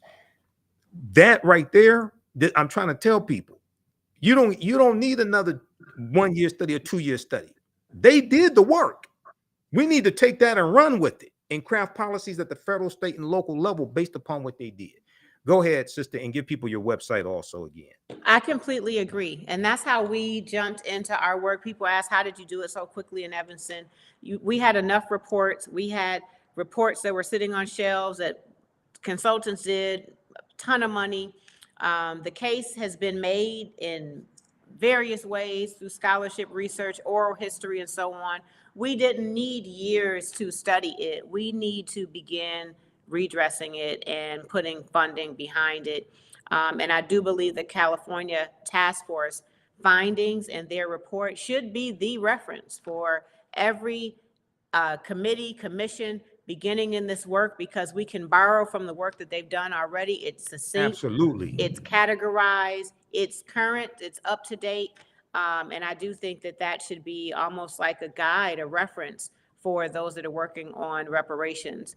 So please do follow me on all social sites. I'm most active on Instagram, but I am on all social sites, Robin Rue Simmons or Robin_5_Ward. That's my ward. Please do subscribe to updates at firstrepair.org. We have a toolkit. We have discussion guides that are very helpful. If you're an ally, we have work on how to be an ally and how to lead a life of repair. I still recommend that you watch The Big Payback. It's still streaming on Amazon Prime. Talk about that. It's a wonderful documentary that was directed by Erica Alexander, who we know as Maxine from Living Singles, Our Girl, and her colleague, Whitney Dow, who is a very successful documentarian. It premiered on PBS. It lives on Amazon, and it shows the reparations process in Evanston in a very honest and transparent way. It shows people for and against it, both Black folks for and against reparations. It shows a lot of my personal challenges and barrier as being a leader, serving on city council and leading reparations. But it shows what your community will be going through as you work on reparations. It celebrates the milestones and also shows the challenges. And in addition to that, please do go to wherever you stream music, Spotify, YouTube, Apple Music, Tidal, and look for First Repair. The song is called Reparations. Please do download it and add it to a playlist. The artists are incredible. On our website, you can learn more about all of the artists. And then we also, lastly, we have a monthly strategy session that is open to anyone looking to join the movement or observe the movement. It is online on Zoom. It's every fourth Thursday at 12:30 p.m. Central Standard Time. Just go on and register and you will receive a Zoom link. There you will hear updates on every region in the nation on local reparations. And then we always have an expert presenter. This last month, it was Cam Howard presenting on the national reparations movement.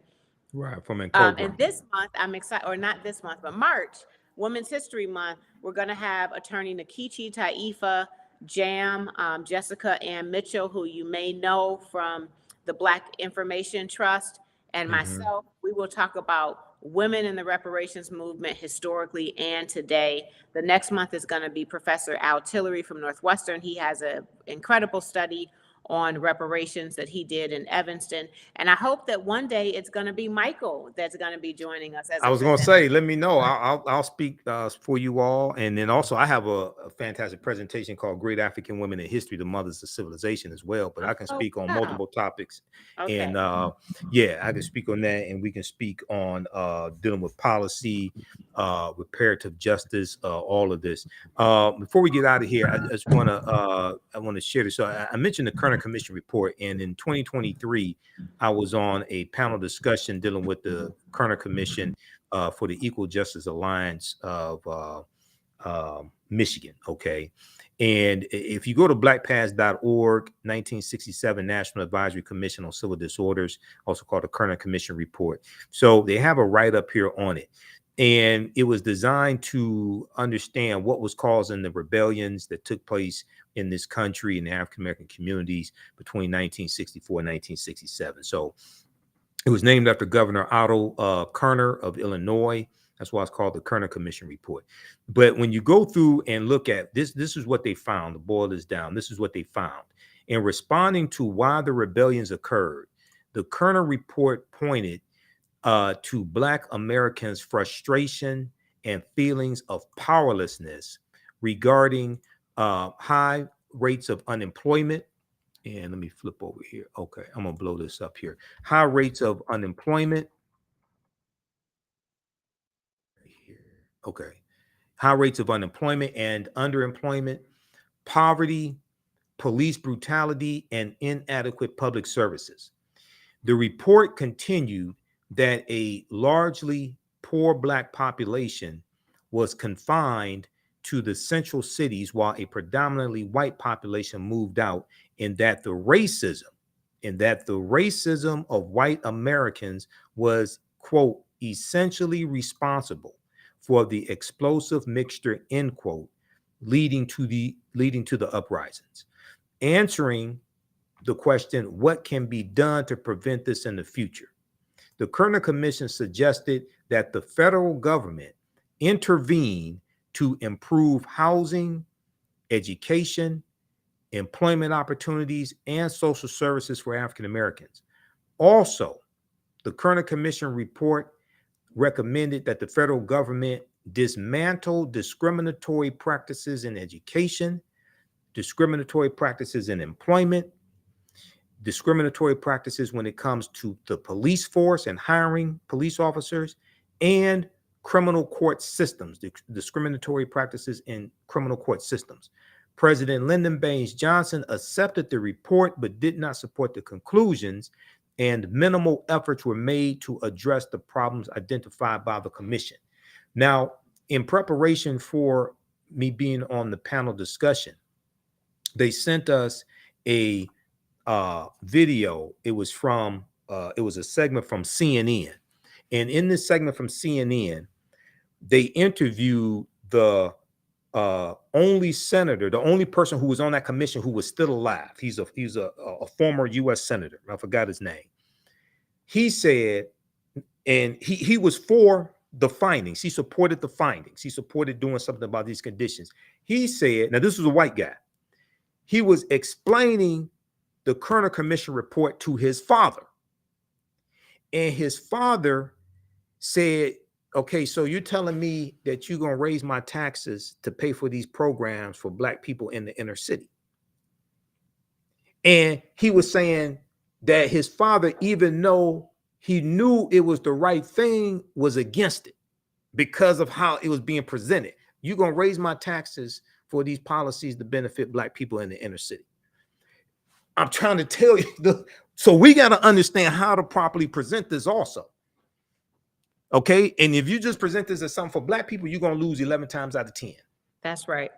Especially in this climate today. Especially, he's talking about in the late 60s, 1968.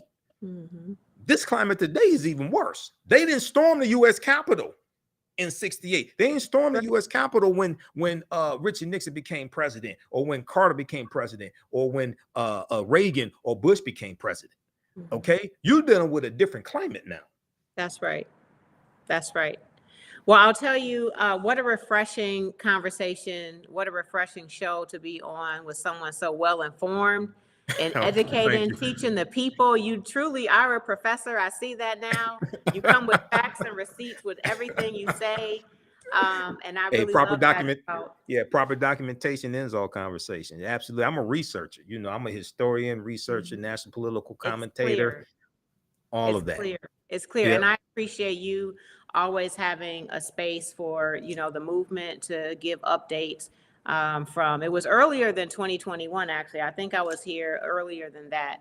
But Thank you for what you're doing. And I couldn't figure out how to get in this chat. This is a new system for me. Oh, but I Restream? I'd never seen WeStream before. But I want to thank everybody that tuned in, everyone that had feedback, comments, whether I agree or not, you're here. And I want to thank you, especially for those that gave encouragement and support, because this work out here is tough. So we appreciate the love and support whenever we can get it, because when we're in these, I don't want to say in the streets, but when we're outside advocating for reparations, it's not always a warm welcome. So thank you. And we get a lot of opposition from our own people, just crazy nonsense, you know, as well. All right, Robin. Okay, well, you have a great day, sister, and we'll be in touch soon, okay? All right, peace. Good night, Michael. And all everyone. right. All right, peace. All right, everybody. So that's Robin Rue Simmons. Hey, I want to give you some quick updates here. First of all, hopefully you like this type of information. A couple of things. You can support the African History Network, $ the AHN show through Cash App and through PayPal as well. We have the information on our website, theafricanhistorynetwork.com. But I teach a 10-week online history course that just started up. And we have class number 4 coming up Sunday, March 3rd, 2024, 2 p.m. Eastern Standard Time. It's called Ancient Kemet, the Moors, and the Ma'afa, Understanding the Transatlantic Slave Trade, what they didn't teach you in school, okay? I deal with thousands of years of history, what leads up to the transatlantic slave trade taking place. You've never seen anything like this before. Now, normally we do this on Saturdays, but like I said, on Saturday, March 2nd, I am doing a presentation for the Detroit Reparations Task Force, and it's the same time that class is, so I have to. We're going to do the class on Sunday. Okay, Sunday, 2 p.m. You can register for it. We do the sessions live. All the sessions are archived and recorded, and you can go back and watch them over and over again. Even after the course is over with, you can go back and watch it, okay? I'm going to put the new flyer up there. This is the flyer for our Sunday, February 25th class. As soon as you register, you can go watch that class. My lesson plan here is here for all 10 classes. So we deal with there's over 200 slides that I created. I've been teaching this class on and off since 2017. I created the curriculum for this class, and I selected the articles as well. There's 80 to 100 articles that we look at here in the class. There are about 15 books that we reference. I show you excerpts of the book on the screen. You don't have to buy any of the books to follow along in class.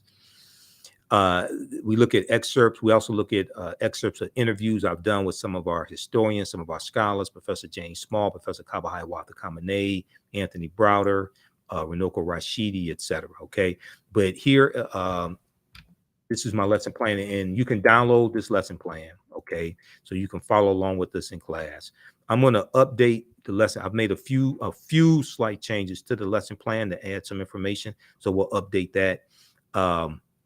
But in class, in our next class, we're going to look at. We just looked at Sunday. We just looked at Tanis Heraklion, the lost Egyptian city of Tanis Heraklion that sunk into the sea about 1,200 years ago. This was a city built around 8th century BC, okay, or BCE, before the Common Era. We talked about stone tools found on the Greek island of Crete that date back 130,000 years ago. So in this portion of the class, we're looking at archaeological discoveries that have come out in the last 10 to 15 years or 20 years or so, over about a 20-year period of time, that are causing the scientists and archaeologists to push the timelines back. We'll talk about the 17 pyramids that were found buried underneath Egypt around 2011. In the next class, we're going to get into understanding cooperative economics, which are principles we brought with us from Africa. And each class, we build a foundation to get deeper into it. We talked about the Khoisan, who have the oldest DNA on the planet, and date back about at least 100,000 years ago. They're the short-statured Africans who go all around the world. And the Khoisan were here as well, because we looked at information coming from Dr. David Imhotep's book, The First Americans Were Africans, Documented Evidence, okay? So you can go through and look at the type of content that we cover here in this class. You've probably never seen anything like this before this class. It's on sale, $80, regularly $130. You can use this information with your children. Also, I would say the content is PG-13, but this class is going to blow you away. This is my life's work. It took about 7 years to get the class really developed to this point, okay? So as soon as you register, you can start watching the content. So please support us in what we do, because it takes a lot to finance the African History Network, pay for all these services, pay for Restream. I teach the class on 2 digital platforms, 2 online digital platforms. I have to pay them each month as well. But when you see the content in this class and how much you learn in here, it's going to blow you away. And then it was either the first, we did an introduction to the class on February 3rd. And then on our February 10th class, we dealt with some of the history of Black History Month as well. Okay, we dealt with some of the history of Black History Month. Okay, so, and what I'm going to do is, for the sake of time, okay, how you all like this type of information? Give us a thumbs up, give us a heart, give us a like on the broadcast.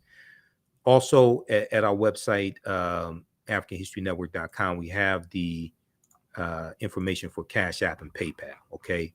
And I had to create this graphic here because people have set up fake African History Network Cash App accounts, and they've been stealing money from us. So it has information here about our radio show or our broadcast Sundays, 9 p.m. to 11 p.m. Eastern Standard Time. And let's see here. This is another class that I teach that's going to start up in June. It's called Black Resistance Movements from the Haitian Revolution, U.S. Civil War, Civil Rights Movement, and Black Power Movement, 1800 to 1968. That's going to start up the first weekend in June. But here's our PayPal and Cash App information here. Our Cash App account is $ the AHN show, SHOW. When you go to it, it says Michael and shows my picture there. You click right here on the link. It shows our QR code. These other ones here are fake African History Network Cash App accounts, and there's about 5 fake ones out there that I'm trying to get shut down. You click here for PayPal. It takes you to our PayPal link here also, okay? All right, now, let me do this. Since we still have a little more time here, I spoke for Saturday. Some of you all saw some of the broadcasts that I did for my fraternity, Phi Beta Sigma Fraternity Incorporated. We did a joint Black History Month celebration with our sisters, the Zeta Phi Beta. And I was on a panel discussion dealing with African history, African American, we're dealing with cooperative economics and some history and politics, things like that. What I'm going to do, y'all want to see that presentation? It's like 6 minutes. Okay, you all want to see that the presentation that I did, because what I want to do, we were short on time, and the panel discussion I was on, it was going to be longer, but we were short on time, and I did not get a chance to get into the history of Black History Month. And anytime we have these Black History Month celebrations, you cannot have Black History Month celebrations and not talk about Dr. Carter G. Woodson, who is the father of Black history and who created Negro History Week in 1926, which became Black History Month. Okay, you cannot have celebrations of Black History Month and not talk about the man, Dr. Carter Godwin Woodson. That's why we have Black History Month celebrations. So what I'm going to do, since this is my own network and I control all of this, I'm going to show the presentation that I did here, and then we're going to deal with some brief history dealing with Black History Month, African American History Month, and why we celebrate it. All right, I'm gonna make this quick, okay, because I'm gonna wrap this up in 5 minutes. My 5 pages of notes that I researched for my portion of the panel discussion, I'm gonna boil this down to 5 minutes. We're gonna talk about history, economic law, and politics. First, I want to answer the question that was given to me dealing with classism. I consulted Boston University's Anti-Racism Center. Classism is a belief or a set of policies that deny people their dignity, deny people their value based upon a perceived belonging to different socioeconomic groups, whether they're poor, whether they're middle class, etc. And you create policies around that to target them. So in the African American community, we see higher rates of health-related disparities, high blood pressure, cancer, etc. We see higher rates of pollution, and pollution is connected also to higher rates of health disparities, etc. Okay? Now, one of the things that, I'm Imhotep, founder of the African History Network, host of the African History Network show.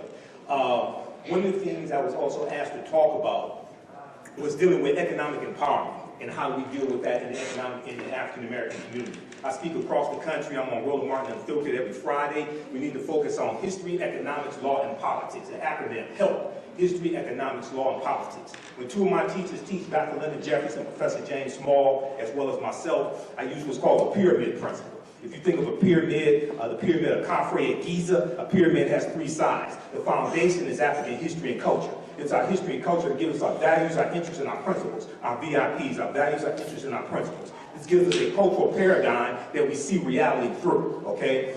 It influences the 2 sides of the pyramid, your economic empowerment and your political empowerment. It influences how you engage in economics, okay? I have a contention with a lot of these economic empowerment gurus out here who try to convince us that wealth creation is the same as economic empowerment. And I was interviewing one of them, and I said, we can all have stock portfolios valued at $5 million and still spend 97% of our dollars with people that don't look like us. You have wealth creation, but you don't have economic empowerment. So when we look into our history, if you read the book, Collective Courage by Dr. Jessica Gordon-Nemhard, who's one of the top authorities on the history of cooperative economics, the co-ops are principles we brought with us from Africa. But since, for the most part, we've been stripped of our history, culture, language, spiritual systems, folklore, mores, we don't understand that we have this in our history. The Free African Society of 1787 was one of the first mutual aid societies. We have the Colored Farmers Union, 1886, out of Texas. they grow to 1.2 million members in various states. And these were African-American farmers that were sharing farming techniques, sharing all types of equipment, things like this, becoming very prosperous. They had to disband because of death threats from white supremacists. We look at the Color Merchants Association, 1928, coming out of the National Negro Business League, 1901, Booker T. Washington. This grew to about 243 black-owned grocery stores all across the country. And what they were doing was sharing marketing techniques, accounting techniques. They were buying in bulk, and they were competing better against the Woolworths and Crescents, okay? So you look at another one would be the Black Panther Party for Self-Defense and the mutual aid programs that they had, the screening for sickle cell anemia, the breakfast programs, different things of this nature. When they were they have programs to deliver food to senior citizens who could not get out of their homes. So we have these different types of co-ops and mutual aid societies in our histories. In our history, what happened was that many of us went to white business schools or business schools at HBCUs that taught white business principles. And we tried to bring white capitalism back to the African American community. And what happened was, when you got rid of the co-ops, you got rid of a lot of the cooperation. Because to have co-ops, you have to have cooperation.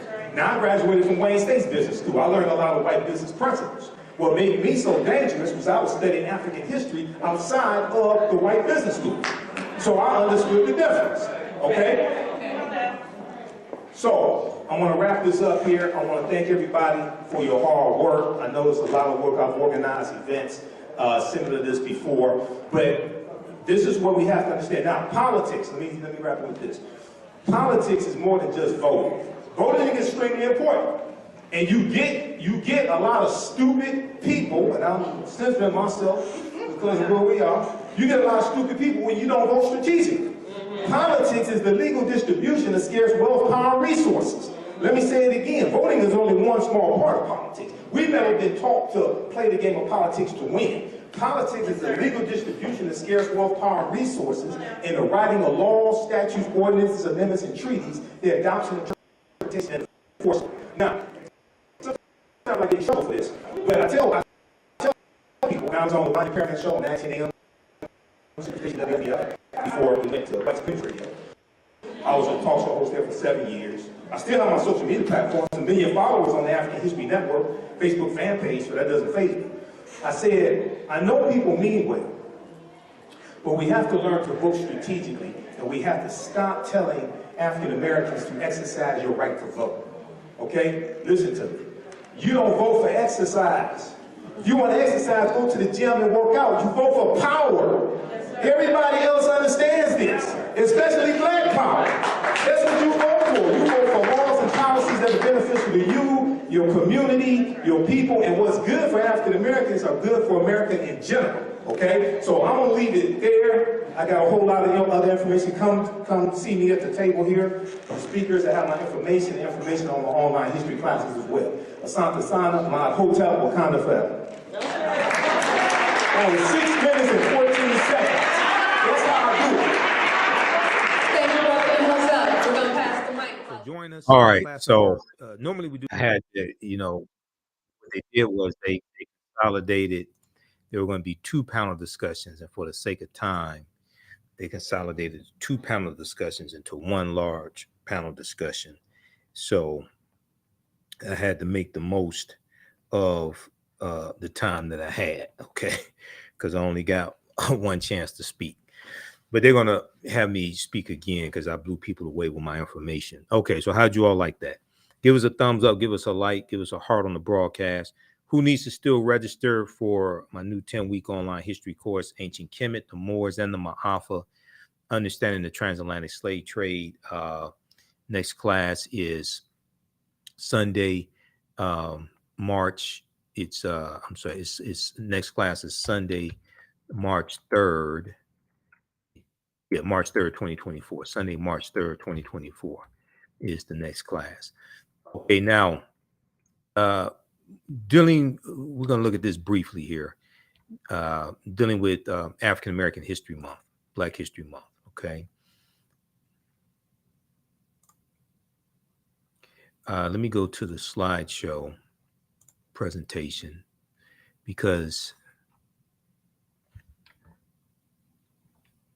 let's look at this here. And do I have the information for, I have some of the information here for, yeah, I have the information for this year's annual theme. Okay, because there's been an annual theme for Black History Month since 1928 also. A lot of people don't know this. This year's annual theme is African Americans and the Arts. African Americans and the Arts. And I'm going to give you some information on that. Because for the most part, the way we commemorate, the way we celebrate Black History Month is wrong. And unfortunately, a lot of us haven't done the research, mean well, but haven't done the research to really understand it. I did the research. And I went to ASALH's website, Association for the Study of African American Life and History, and researched the origins of Black History Month years ago. Plus, I talked to one of the past presidents as well, Dr. Darrell Scott of ASALH. Okay, so the father of Black history, the father of Black History Month is Dr. Carter Godwin Woodson, Dr. Carter G. Woodson. And he was born December 19th, 1875, 10 years after slavery ended. He was born in Virginia. He died April 3rd, 1950. He wrote numerous books. His most well-known book would probably be The Miseducation of the Negro, which came out in 1933.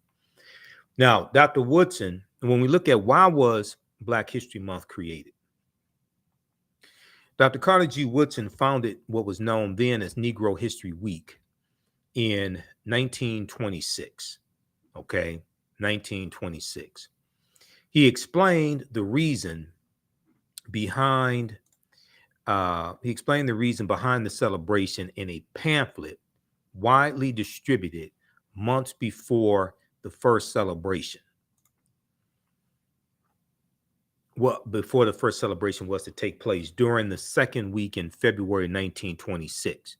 Now, I've been to Black History Month celebrations, and people say, why we have the shortest month of the year? Okay, why we have the coldest month of the year? The reason why Black History Month is in February is because it specifically it started the second week in February. It was held the second week in February. It started February 7th, 1926. Because the second week in February contained the birth dates of Frederick Douglass, February 14th, which most of us know as Valentine's Day, and Abraham Lincoln, February 12th. African Americans were having celebrations commemorating Frederick Douglass's birthday going back to the year after he died, when he died in 1895.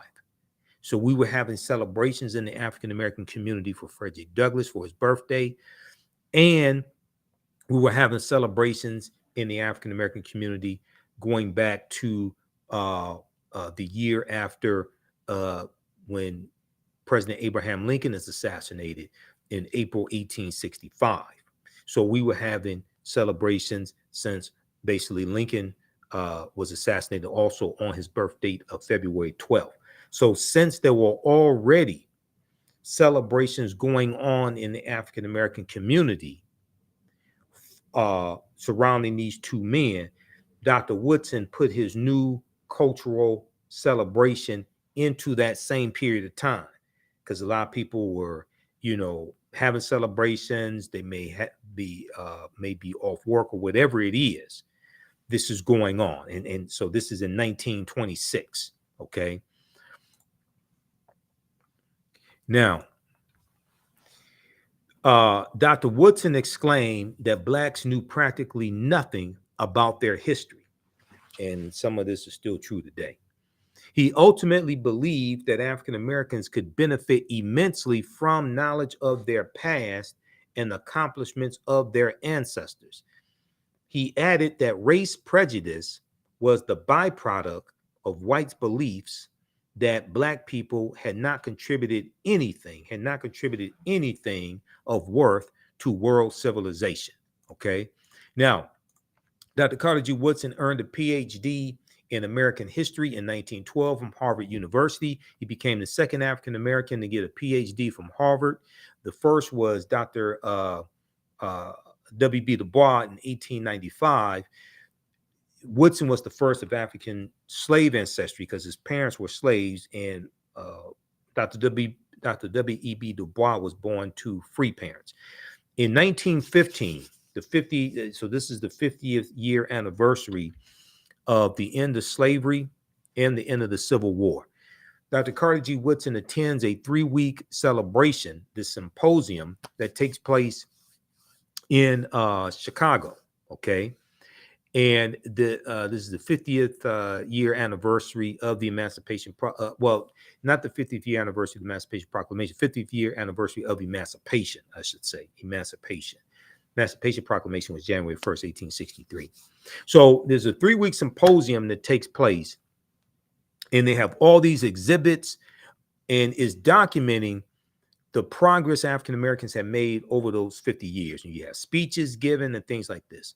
And it's at the symposium that Dr. Carter G. Woodson gets the idea to create an organization dedicated to the study and the preservation and the documentation and the teaching of African American history as well as African history, because he didn't just deal with the contributions of African Americans here in the U.S., but worldwide, as well as on the continent of Africa. So he decides to create an organization to promote the scientific study of Black life and history, the scientific study of Black life and history. So this takes place on September 9th, 1915. He and 4 friends co-found the Association for the Study of Negro Life and History at Wabash YMCA there in Chicago, okay? In 1916, he creates the Journal of Negro Life and History, the Journal of Negro Life and History.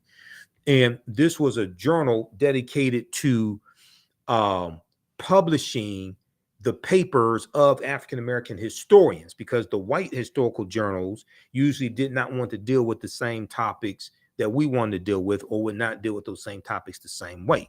So he understood we had to have our own infrastructure, okay? 1921, he creates Associated Publishers, Inc., which was a Black publishing company that he used to publish his books. And they also published textbooks for Black teachers to use as well to teach, Black children. Now, Dr. Carter G. Woodson argued that if the historical record was set straight, and that if the history of Black people were studied along with the achievements of others in schools, not only would Black youth develop a sense of pride and self-worth.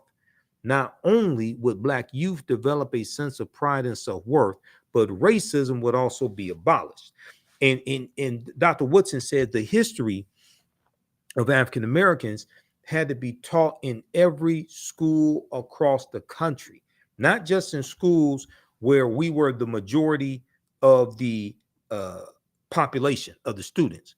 Okay, he understood it had to be taught in every school across the country. Now, Woodson concluded, quote, "Let truth destroy the dividing prejudice of nationality and teach universal love without distinction of race, merit, or rank, with sublime enthusiasm and heavenly vision of the great teacher. Let us help men rise above the race hate of their age unto the altruism of a rejuvenated universe." Now, Negro History Week was, as it was called in 1926, was the first major achievement in popularizing Black history or African American history, and was unique in that it focused on African American youth. Now, it wasn't only for African American youth, but there was a focus on our youth. Dr. Woodson realized that the miseducation of Black people began in their homes, in their communities, and in their elementary schools. Dr. Woodson's vision of Negro History Week was optimistic, strategic, and long-term. He wanted this modest week-long celebration to serve as a stepping stone toward the gradual introduction of Black history into the curricula of all levels of the U.S. educational system. He's saying this has to be taught in all schools across the country, as well as in colleges also. The reason why is because the way you treat a people is largely based upon what you think about a people. What you think about a people is based upon what you have been taught about a people. What you've been taught about a people is based upon everything you read, heard, and seen about a people. So if you go through 12 years of education and you get a high school diploma, and you're not required to learn the history of African Americans, but you're required to learn American history, world history, American government, things like this. When the history predominantly of white people is required for you to be able to graduate, to get a diploma, so you can go into the military, so you can get a job, so you can go to college. But the history of African Americans is not required to do the same thing. What you're tacitly saying is that these people's history is more important than these other people's history over here. And since people are a product of their history, then you're tacitly saying that white people have more value. White people are more important because you have to learn that history than African Americans are. Okay, so you have this tacit superiority and inferiority ingrained in the educational system based upon whose history is being taught. So Dr. Woodson understood this. Okay, let's continue. All right, how you all like this type of information? Give us a thumbs up, give us a heart, give us a like on this broadcast, and be sure to register for my online history course also. Now, Woodson's vision of Negro History Week was optimistic, strategic, and long-term. Dr. Woodson hoped that Negro History Week would evolve into Negro History Year. He hoped that Negro History Week would evolve into Negro History Year, as he affirmed from time to time. Woodson consistently instructed those observing the week that they needed. Now, everybody pay attention to this. Dr. Woodson consistently instructed those observing African American History Month, Negro History Week, that they needed to diligently prepare for the celebration months in advance.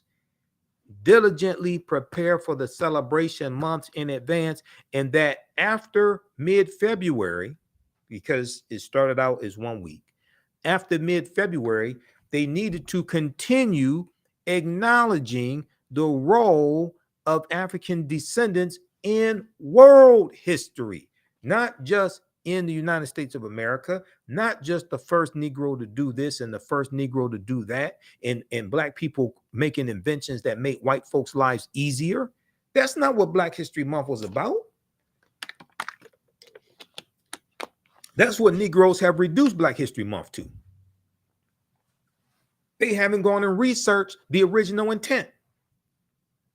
Quote, Negro History Week should be a demonstration of what has been done in the study of the Negro during the year, and at the same time as a demonstration of greater things to be accomplished, end quote.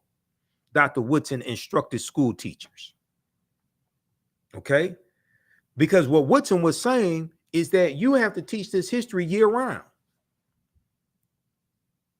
You have to teach this history year round. That 1 week celebration in February, second week of February, African-American students were supposed to demonstrate what they have been studying year round. Not, this is the only month of the year where you teach Black history. Dr. Woodson said a subject which receives attention 1 week out of the 36 will not mean much to anyone. So the way a lot of this is being celebrated is totally backwards. And it comes from lack of research. People mean well. But I can tell you, I've been to a number of Black History Month celebrations. And people don't even mention the national annual theme. Don't even mention Dr. Carter G. Woodson. What the hell are you doing? This brother sacrificed his life, sacrificed his livelihood to finance the Association for the Study of Negro Life and History. This brother never had children, never married. He said He said his work, basically his work was like his wife. Okay. And he knew he was not going to make a lot of money. He knew he was not going to get rich. But he was driven based upon the love of his people.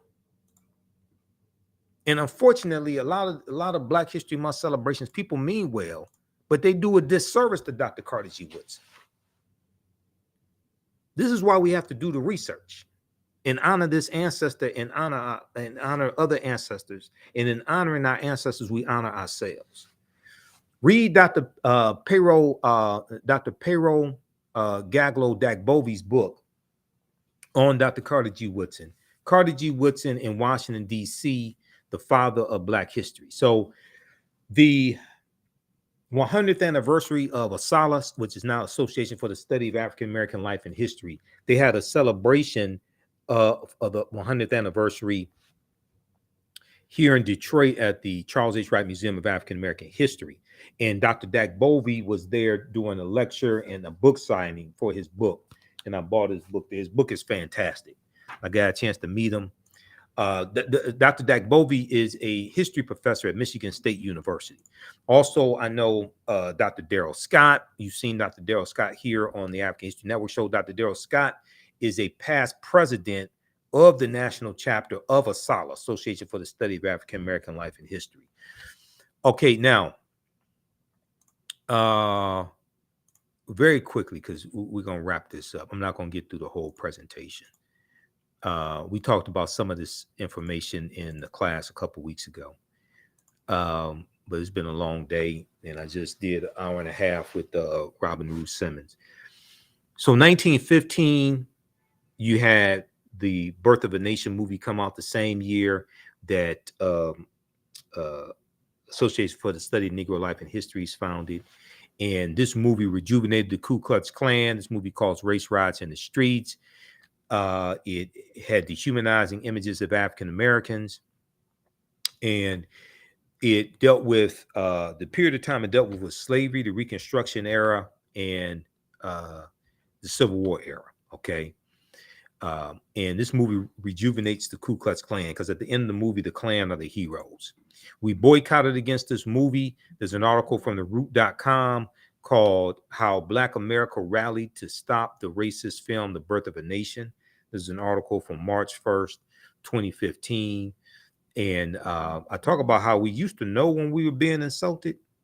You know, we used to know when we were being insulted.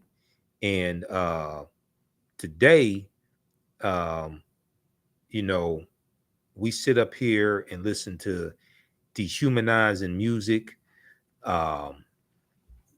dehumanizing negative corporate controlled hip hop, etc. But read this article because African Americans like Charlotta Bass, who was the editor of the California Eagle newspaper, which was the oldest Black newspaper on the West Coast, and you had people like William Monroe Trotter up in Boston.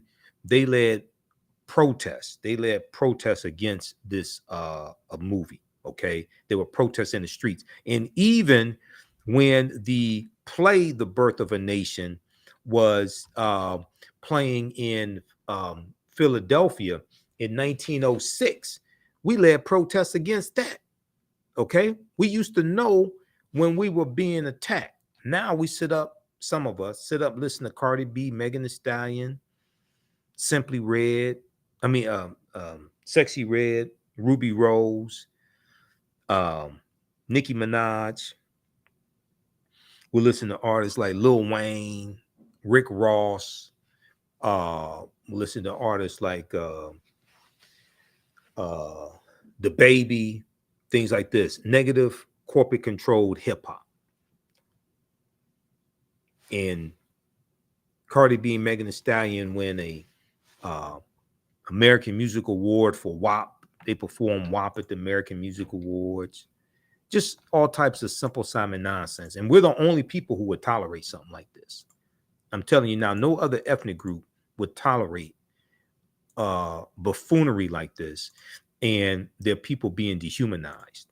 Okay, now we look at annual themes. Okay, then also the Black National Anthem, Lift Every Voice and Sing, becomes adopted by the NAACP in 1919. This is 4 years after the Association for the Study of Negro Life and History is founded. It was written in 1900 by James Weldon Johnson, who just happened to be a member of Phi Beta Sigma Fraternity Incorporated, my fraternity. So I've dealt with this history before. So I have 2 broadcasts recently that we did talking about the history of the Black National Anthem. Read this article here, Lift Every Voice and Sing, the story behind the Black National Anthem that Beyonce sang. Okay, and let's see here. This year's annual theme. Now, this year's annual theme is African Americans and the arts. Okay. Some of the other annual themes for African American History Month, and they've had an annual theme since 1928. The theme, they have a write-up each year on it, an essay on it. It gives direction on how to have celebrations, the content to have in your celebrations, things like this. It gives you purpose. It gives you direction. 1928's annual theme was Civilization, a World Achievement. 1933, Ethiopia Meets Era and Truth. 1935, The Negro Achievements in Africa. 1936, African Background Outlined. 1960, Strengthening America Through Education in Negro History and African Culture. 1971, African Civilization and Culture, A Worthy Historical Background. Go to asalh.org, asalh.org. Those are just a few. They list all of them there at the website. Okay. Other ethnic groups have their monthly cultural celebrations. Native Americans have it, Jewish Americans, Haitian Americans, etc. When you study the history of these, they all started before or after. They all started. Most of them started after 1976. 1976 is when Negro History Week became Black History Month, and was recognized nationwide. And President Gerald Ford did a proclamation recognizing it. Even though in Virginia, some of us had already started celebrating it for 1 month. Okay. Dr. Carter G. Woodson in Miseducation of the Negro said, when you control a man's thinking, you don't have to worry about his actions. You don't have to tell him this. You don't have to tell him, do not stand here or go yonder. He will find his proper place and stay in it. You do not need to send him to the back door. He will go without being told. In fact, if there is no back door, he will cut one for his special benefit. His education makes it necessary.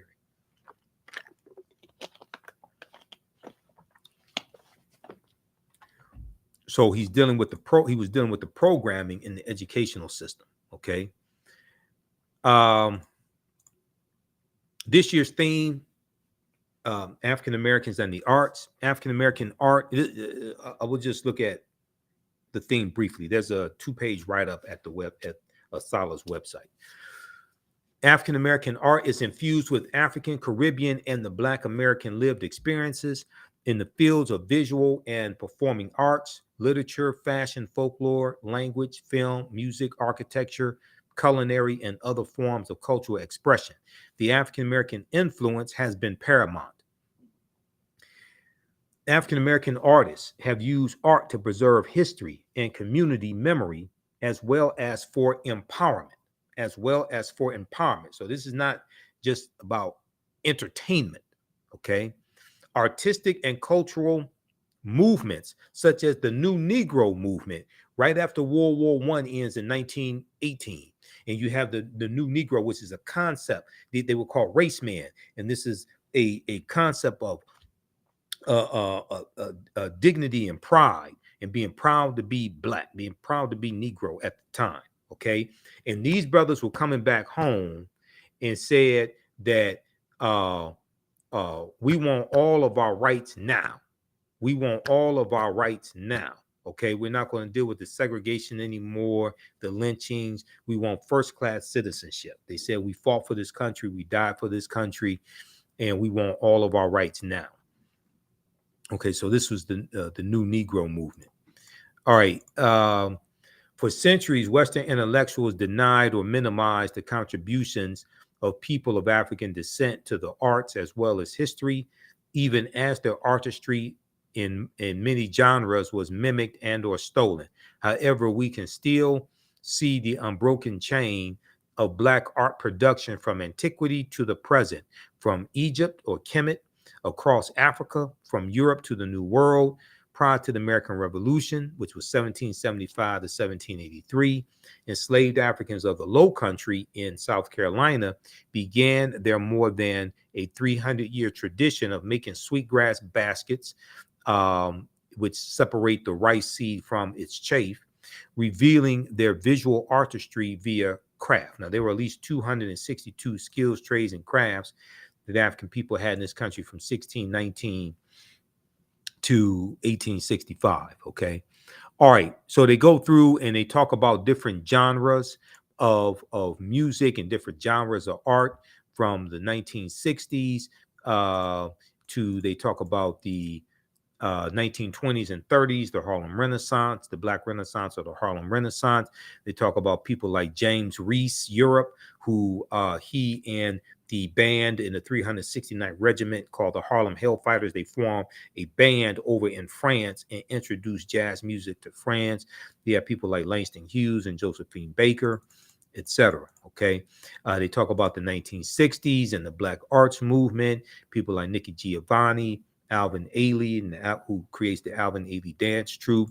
They talk about 1973 and the creation of hip hop as a culture, not the creation of rap. Rap existed before 1973, August 11th, 1973, at a party in the Bronx that DJ Kool Herc was DJing at in Copeland Rock.